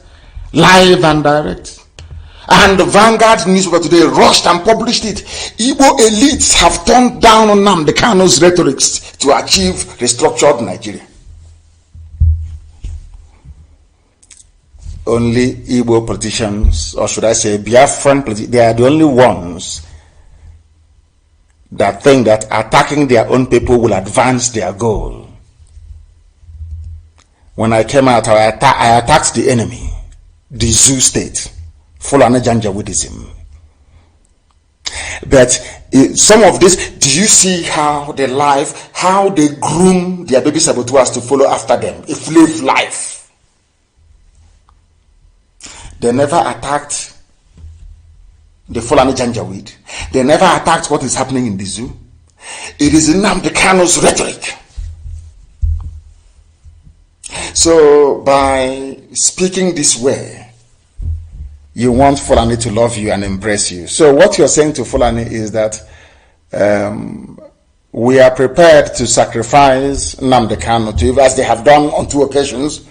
We can kill him for you if you want. If that is what they're saying in effect, is that if Ipob and Nnamdi Kanu is the reason why you cannot give us presidency, promise us anything, we'll kill them for you. That's what they're saying. Do you see the saboteur mindset of an Igbo man? Sabo to the core, to the bone marrow. Do you see what they are doing to themselves? Do you see, when we speak now, they say, oh, please don't insult them. But do you see how they're insulting themselves every day? I ask them a simple question, and I don't want go write it down. If you see any efulefu, including this idiot, I don't know his name, any efulefu, ask the efulefu. Throughout the agitation of OPC, I want you to show me where a Yoruba man came out on a national newspaper and said, OPC, stop this thing you're doing. What we want is Yoruba presidency. I said, show me one article. Again, show me an article that says that they don't condemn Boko Haram. What we want is northern presidency, not caliphate. Show me one article. You will see none. Do you know the funniest thing? Their politicians backed OPC. They got the presidency. Fulani politicians backed Boko Haram, a terrorist group. They got the presidency in 2015 and they're still there till today. You people that every time you keep sacrificing yourselves to the Fulani, have you gotten anything? Ordinary vice you cannot get. Ordinary Senate president you don't have. You have nothing. That is the price you pay for sabotage. Treachery. You think they don't know in the north? They know now, they're laughing at you because you're dumb. You wear that cap and you're talking rubbish. You're an elder, a little boy. In IPOB, we have council of elders in IPOB. We have crowned heads in IPOB. We have kings. In fact, let me put it this way, traditional rulers. And a chaff, in Oka, a complete chaff. Is calling them youths. Those youths. Have you not seen our mothers before in Anambra? Do they look young to you? People that gave birth to men who are older than you. You're calling them youths. You see how foolish they are. You see how foolish they are. Unbelievable. Unbelievable. That's their lot. That was how Zeke sold them down the river. And today you're suffering it. Are you not suffering it today? The same efulefu mentality I want to prove to all of you that this very effort to Islamize, to take over our land, is a concerted effort. And the reason why I like other people, and you know, the stupidity, I'm not saying that there are not some, of course there are some Biafran journalists who are very good. They will always try to be objective and report what is happening. But there are those who are fools. I want to use Daily Trust in the north and most of the Lagos-based newspapers in the West to also educate our people. I want our people to understand this. I want Biafrans to understand this very simple logic. The same way I've been able to prove to you that throughout the agitation of OPC for Oduduwa State, when they perceived the injustice of June 12 annulment, they agitated. No Yoruba man came out to ask OPC to stop what they're doing until they got Yoruba presidency. The same thing happened in the north. No northerner came out and said to Boko Haram, stop what you're doing so we can go and get Fulani presidency. No. Two of them were working together. As a result of Boko Haram, Buhari got into office. As a result of OPC activities on the ground, the Yorubas got presidency. They never attacked their frontline activists. Never. Only an Igbo man does that. And that's why they have nothing. Do you see how foolish they are? Do you know that Daily Trust newspaper is a Janjaweed paper advancing the Fulani cause? And they know that the last line of defense is IPOB. They know that. That is why they will attack it. Let me tell you what they claim an Igbo man wrote. Nigerian army inroads into the southeast, where they are praising, his name is Linus Okoye. He was writing and praising Fulani army killing their own people. An Igbo man, Linus Okoye. Because tomorrow when people get upset, when men rise and get upset and start dealing with these saboteurs, some of you will start complaining. We look at what they are writing. And a Daily Trust newspaper gleefully wrote it. Daily Trust is working. It's a Fulani paper working for the Fulani Janjaweed. Do you know what this fool said? That the Nigerian army has done so well in the southeast. This is the army that killed his people. The massacre that Amnesty International documented at Mpo. Massacre in Aba. Nobody's hiding that. Did Britain say anything? Was there any commission of inquiry? No.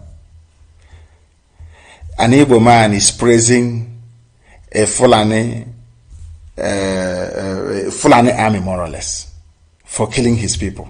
It's in the Daily Trust.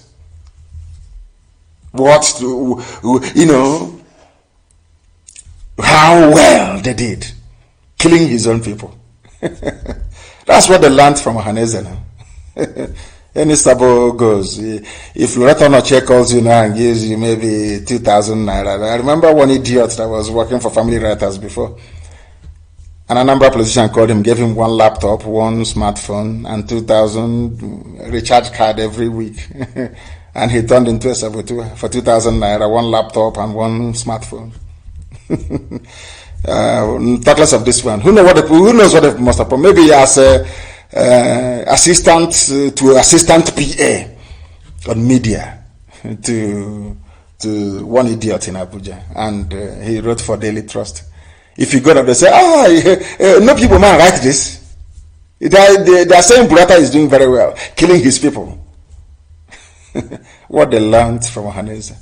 Because you see goat, when goat gives birth to a baby goat, when mother goat is eating yam, baby goat is watching the mother goat eat yam. One day baby goat will go and taste yam as well. That's what I'm saying is that, in effect, is that what Ohaneze has been able to do is to entrench a culture of betrayal and deceit into the mentality of an Igbo man.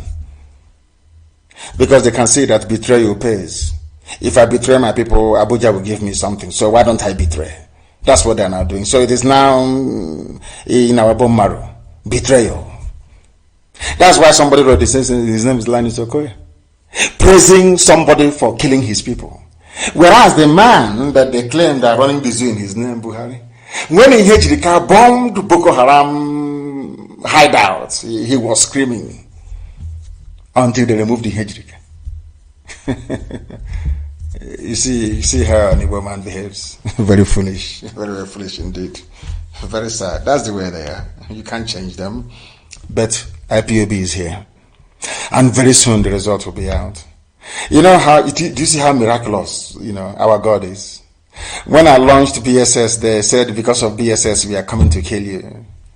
The same thing that was launched in 2017, they came to kill me. Our Yoruba brothers have launched it. Even terrorists, Miyetti Allah, have launched their own. The same thing I said in 2014, 2015, arm yourselves. Today, Catholic bishops, governors are now saying it, go and arm yourselves. We are always one step ahead of our enemies. Luckily for us now, the Yorubas have launched their own. The terrorist group, Fulani terrorists, have launched theirs, Miyetti Allah. We are the only ones left. And we are coming, Nikenebube. We are coming. We are coming now. It's a matter of time. We are coming. We are coming and the world will see it. Now let me see who is going to write. Because once they write their petition, these professional petition writers, once they write now, can you see? Nnamdi Kanu has raised an army. I will simply send pictures of Amoteku and newspaper cuttings of Miyetti Allah to every diplomatic mission in the world to say that what we are doing is no different from what others have done, you see. Do you know those who are going to fight us? The same governors you have because they were put there by Fulani men. Fulani will call them and say, what are you doing? Are you there? But in their own place, they are funding bandits and terrorists. But in your own land, that IPOB is coming to defend you. They ask you to sabotage them. And you come out and you're talking rubbish. As usual. As usual. That tells you all you need to know. That tells you all you need to know. And this evening, I just want the world to have an insight into the brain of those that claim they are leading our people on the ground in Biafra land, be they in politics or in socio-cultural groups like Ohaneze.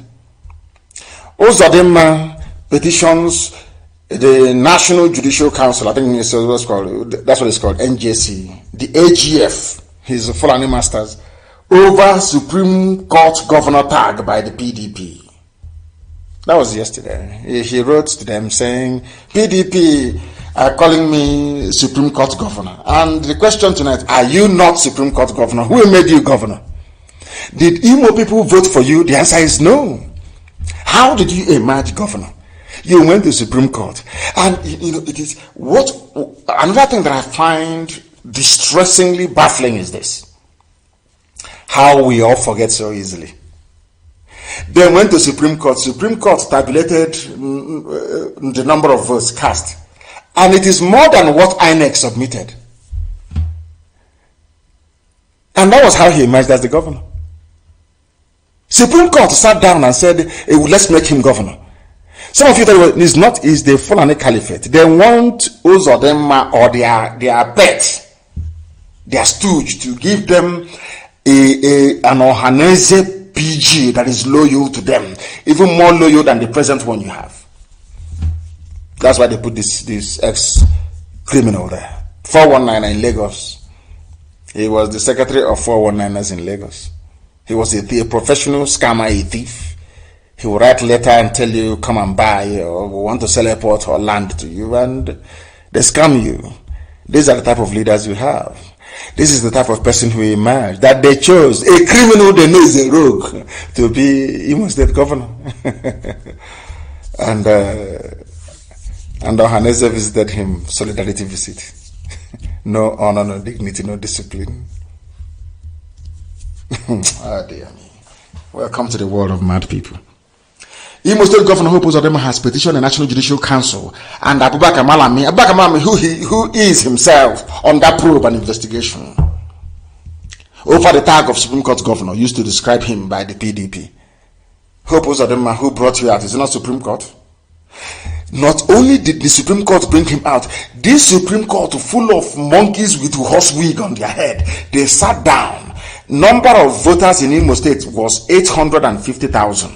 Supreme Court conjured up 935,000. And the simple question was, or is, where did you get the extra votes from? They don't know.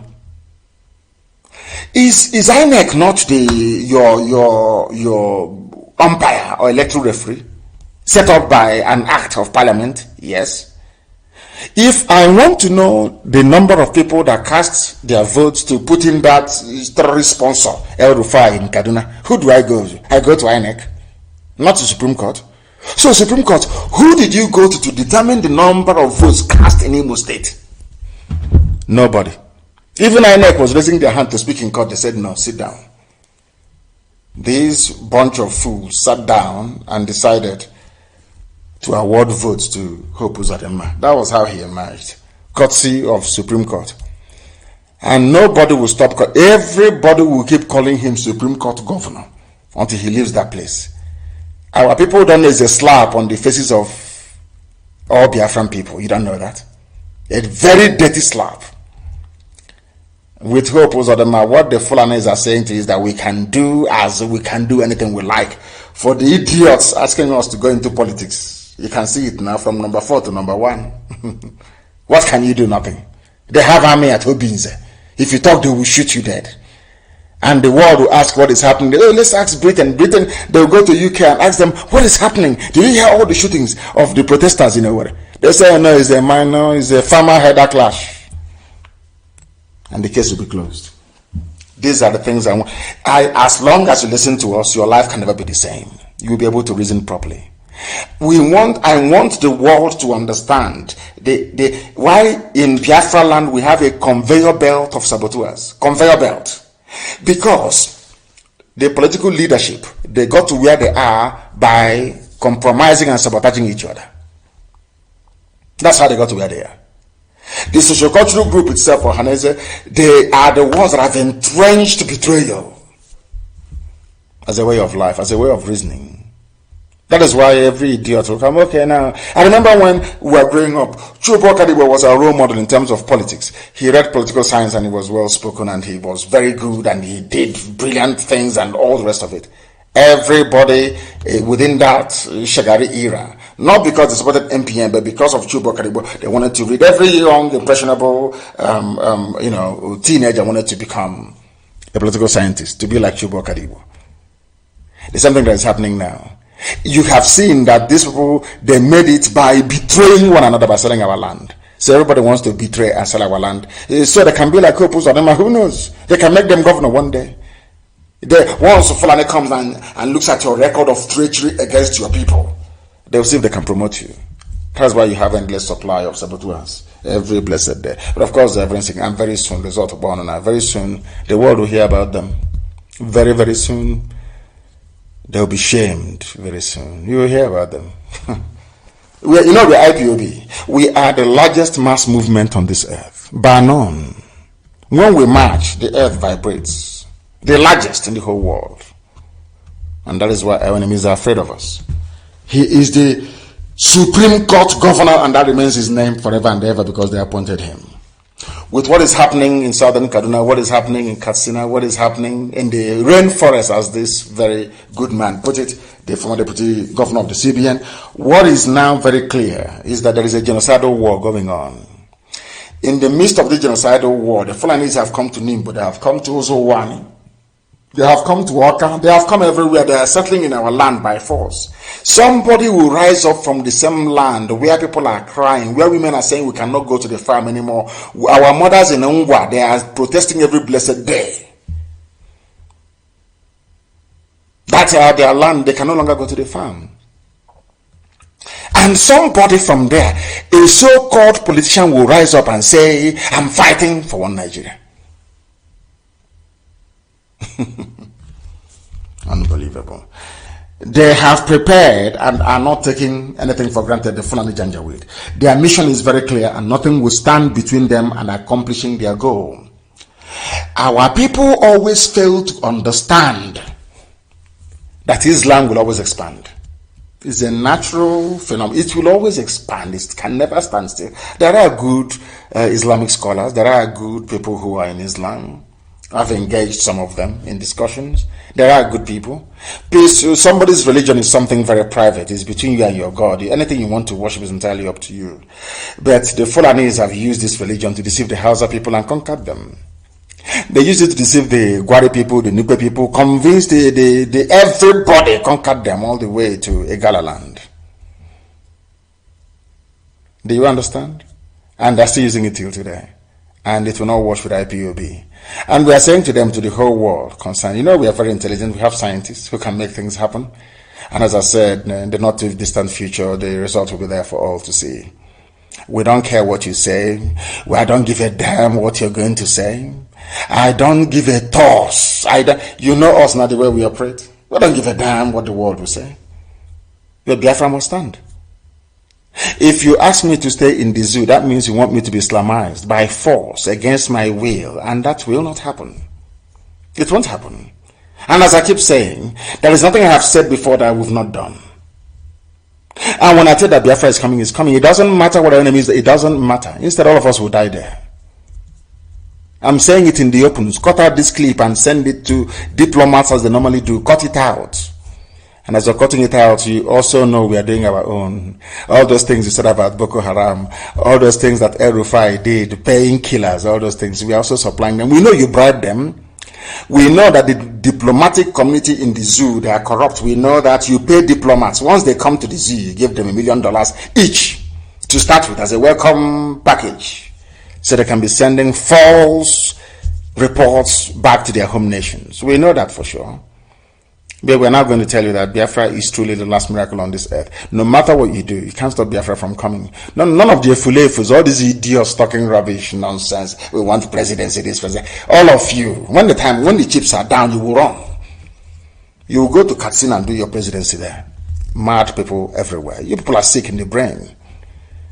You are the only ones who think you can climb the grisly pole of political patronage by disparaging your own people. How foolish. Now listen, they are coming. And they will not stop until they conquer all of you. You know that is a saying where we come from. When they are carrying somebody else's corpse, you don't feel it. Once that person is not a relative, you don't feel anything until it happens to you. And always have, if you've learned nothing tonight, have this at the back of your mind. All the one Nigeria garbage that Azikiwe played, where did it get us to? To tell you how much they hate us. To tell you how much Britain and the Fulani, how much Britain has turned the brain of the Fulani to hate. Once they see a Biafran, if they see an Igbo man, it is pure hatred. Is this? The day that I realized that Ojukwu never seceded, the day it came, but if you see how they went into history books all over the world, even on secessionist, you would think that Nigeria has been existing for the past 6,000 years. Nobody took time to say, but these people have been existing before you created your Nigeria. Nobody said that Ojukwu went to Aburi and negotiated a confederation with Gowon. Nobody said it. Nobody wrote and said Ojukwu stayed in Enugu and said, no, I will not go back to join a one unitary Nigeria. On Aburi I stand. They never said that, which was restructuring. So all the idiots talking about restructuring, want to restructure, I ask you, what did Ojukwu go to Aburi to do? You know their brain is so shallow. Zoo education. They don't retain information. The thing about the brain of your average Nigerian, a monkey in the zoo, is that they have a sandy brain. You pour information, they retain it for one day, and it keeps speculating until they go to the toilet and they urinate it out. And it's gone. They don't know how to hold anything for reference purposes. They don't know the reason why you go to school and you learn is for reference purposes. You tell them something, they cannot retain it. You say to somebody now, the reason why I don't believe in Nigeria is because look at those that believed in it. Where are they today? Like Azikiwe. When he or she wants to respond to your argument, they forget entirely what you've just said. They go to a new point. I say, oh, but I want to be a Nigerian. But those that went before you and preached one Nigeria, their villages are now under Fulani occupation. Do you still believe in one Nigeria? They can't answer. And then the next day, they go back to the old argument. That is the brain, very porous brain of these people. In all these genocidal conflicts, lives have been lost. And I want all of you to understand that the reason why the Fulanis are getting away with murder, literally, is because Britain is supporting them. As I said, immediately after the Second World War, there was a gentleman's agreement, reminiscent of the 1884-86 Berlin Conference on the partition of Africa. Do you know what they decided? They said that anywhere you are remains your area of influence. Although we may give them their flag as independent nations in Africa, but we still control their destiny. Ask me how, and I will tell you. Some of you don't know this, but I've said it before, and allow me to repeat. You see Togo. Togo, after Benin Republic and before Ghana. Do you know that Togo was a German territory before? Togo was a German colony. It was given to France as compensation or reparation after the Second World War. Are you aware of that? Togo in Africa, that had nothing to do with the war in Europe, was used to compensate France. Do you know that Cameroon was also German? Do all of you know? You see Cameroon here. Both Ambazonia were dear brothers of Ambazonia and the North. Do you know that they were controlled by Germany? That after the Second World War, they cut it off. Northern part was given to France. The southern part, the Anglophone, was given to British as compensation. You see Africans in our villages fetching water from our stream, trying to make ends meet. They were in Europe discussing who will own us.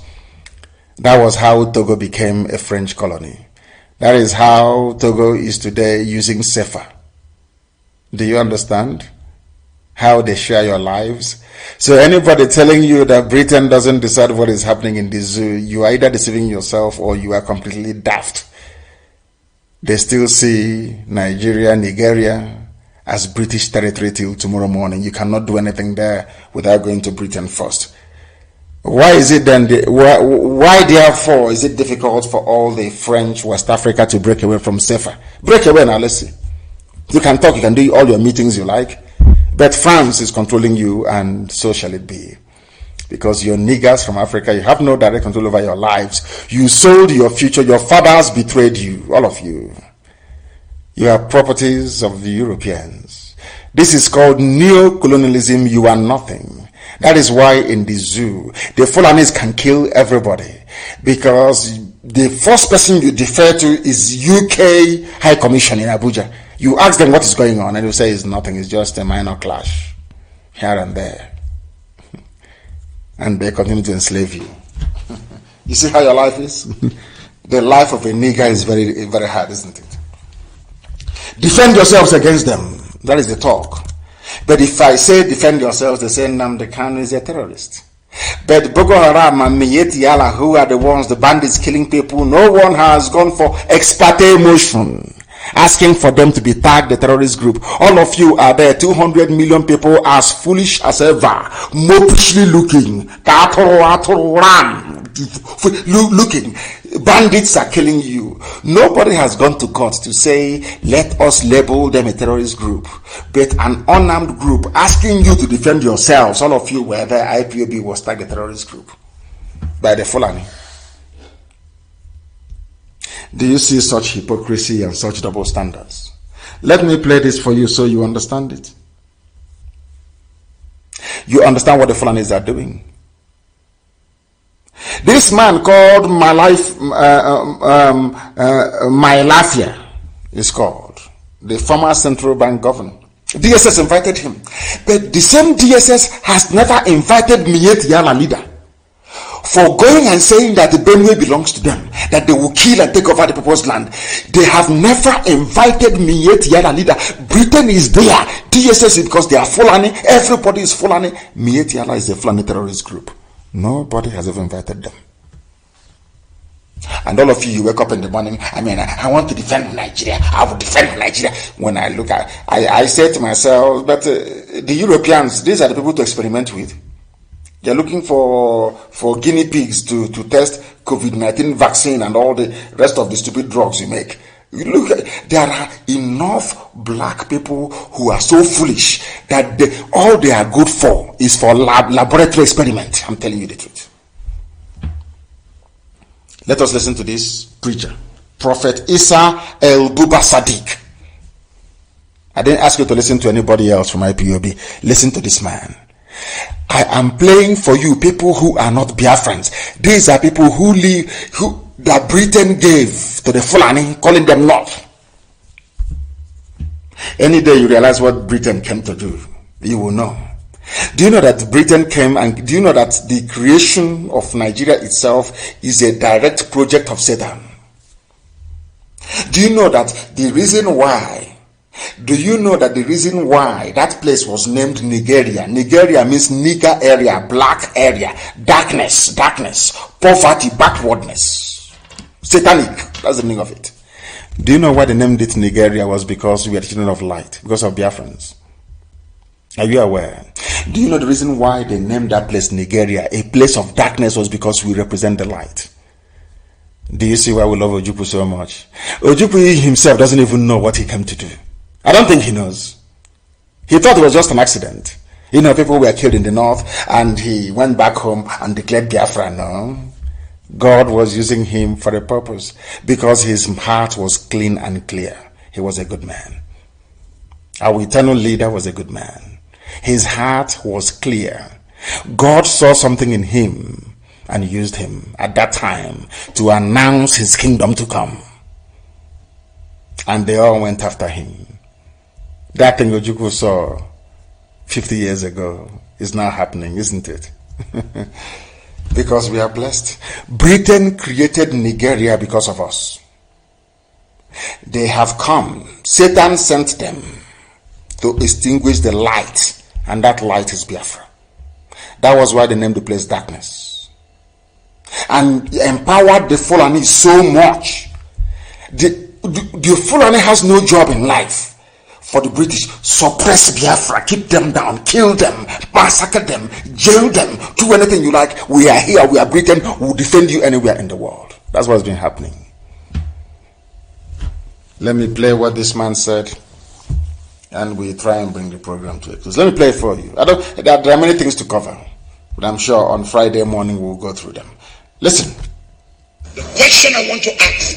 Yes. Has the Nigerian constitution denied any Nigerian of self-defense? Still on self-defense, so. You remember that thing I said in Los Angeles? They said Nnamdi Kanu is looking for war. Bring him, hang him, treasonable felony. This is a pastor. His name is Professor Isa El-Buba Sadiq. The same thing I said. The same thing Roman Catholic priests said. May God bless them. Roman Catholic bishops. The same thing that our dear brother Malafia said on Crossfire interview. Ex-CBN governor. The same thing that I said 5 years ago. Do you know those that asked for me to be killed were mostly Igbo people? Because I said that we need guns and bullets to defend against what is happening today. Those things have come. They are now happening. And instead of us to face it as an existential threat and deal with it, people are talking about presidency as if they are drunk, as if they are foolish. As if they are foolish. I don't understand these people, honestly. I don't. And I keep asking, the same road that Zik and Nnamdi Azikiwe took that led to the massacre in Nimbo and also one is the same route you want us to take again. They've learned nothing from history. Let us listen to this very prophet. And if the answer is no, that the Constitution of Nigeria has given you the power as a citizen to defend yourself when the aggressor comes in. The question I want to ask every one of the increase in the militancy and the attack on innocent lives. By the Fulani. The question I want to ask you. Ask it. What stopped stops you from defending yourself? What stops you from defending yourself? The same thing Nnamdi Kanu said 2014, 2015. Everybody is now waking up to that reality.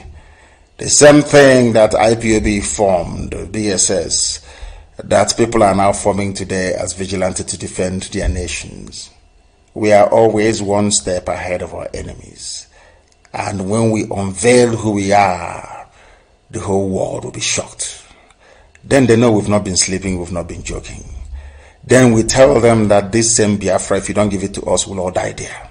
I'm telling you, we'll all perish there, all of us will die there.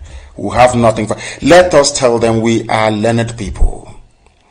If Janjaweed, Boko Haram, uneducated, unintelligent people can hold you down for very many years, think of what we can do in this day and age. If our fathers can build a Juku bucket, think of what their children and their children's children can build today. We are fanatical about Biafra. And I want Britain to understand this. I'm an Anglophile. I hold a British passport. I love England very much. English people, they're nice people. The British, in essence, if you meet an average British person, they are conscientious. They are very good people. They don't believe in evil. That was why Oluwade Kwano managed to go to a British court to win his right to be free. Because in England, reason prevails. If you go to a court in England and convince a judge that black is blue, once you present your evidence, he will agree with you. They're highly civilized people. But some people that work for their governments are letting them down. I am an Anglophile, as I said. I will always defend British interests anywhere, any day, anytime. But not the defense of an interest that is designed to perpetuate racism. The creation of Nigeria is a racist construct. It was born out of racism to suppress Biafra. But this light of God you cannot suppress any longer. That is why to us Biafra is everything. It is the air that we breathe. It is more than all you can imagine. They say we are fanatical about Biafra because yes, to us Biafra is our religion. And here on Radio Biafra is where we worship. And do you want to know why? Because the God Almighty in heaven, Chukwokika Abiyama, is our God. I love you very much from the bottom of my heart, I must tell you that. But from me, from here, it is good evening.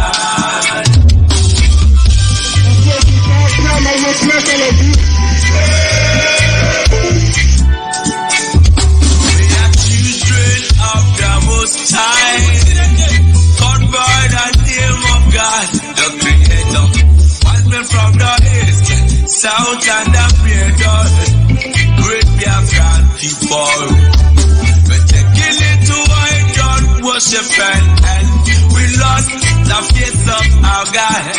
And that we were alone in night that was shepherd. The British entered it. Yeah. Training on the night, exploiting Jappy power. Trading by barter. You give me palm oil and the food. So them entered it. Broken civilization, rotten job religion, and told us about America, and we embraced it. I never knew them got ulterior motive. With religious pretend us amongst our brethren, with denomination, tear us apart. Building churches, schools and hospitals. We never knew we had to pay this much to be your place forever. Oh, Naka. So we fought so hard against them systems, fighting against them schisms. We fought so hard against them systems, fighting against them schisms. But our lives have gone poor. At the very spot we left out when we are gone. Now it's the time to be restored. Great Biafra be restored. I want freedom for my people. Freedom for Biafra. I go Biafra. Land of the rising. Land of the rising sun. My home, my father. The descendants of Abraham. From Father Isaac, the rising. Descendants of Jacob. Biafra is under legend. My home, my fatherland. My origin, a legend. Why are you people lying? Why don't you tell them they want an independent Biafra? Oh, they're fighting for their freedom. So we owe everything to Chukwuka who asked us to come. Not by our own might, nor power, nor will, but by the grace of Chukwuka. Back in 1940, amalgamation, colonial master, criminal master, I'm a mercenary soldier named Frederick Lugar. Brought together all them captives, including Jah people, them Yorubas and them Arivas, and so many other people called us Nigeria, Niger area. Oh, Nigeria, people with different religion, different beliefs, yeah, different in culture and tradition, different language, different in everything, overstanding on the return, us to coexist together, in the plant of confusion, describing the soil and the water, that can never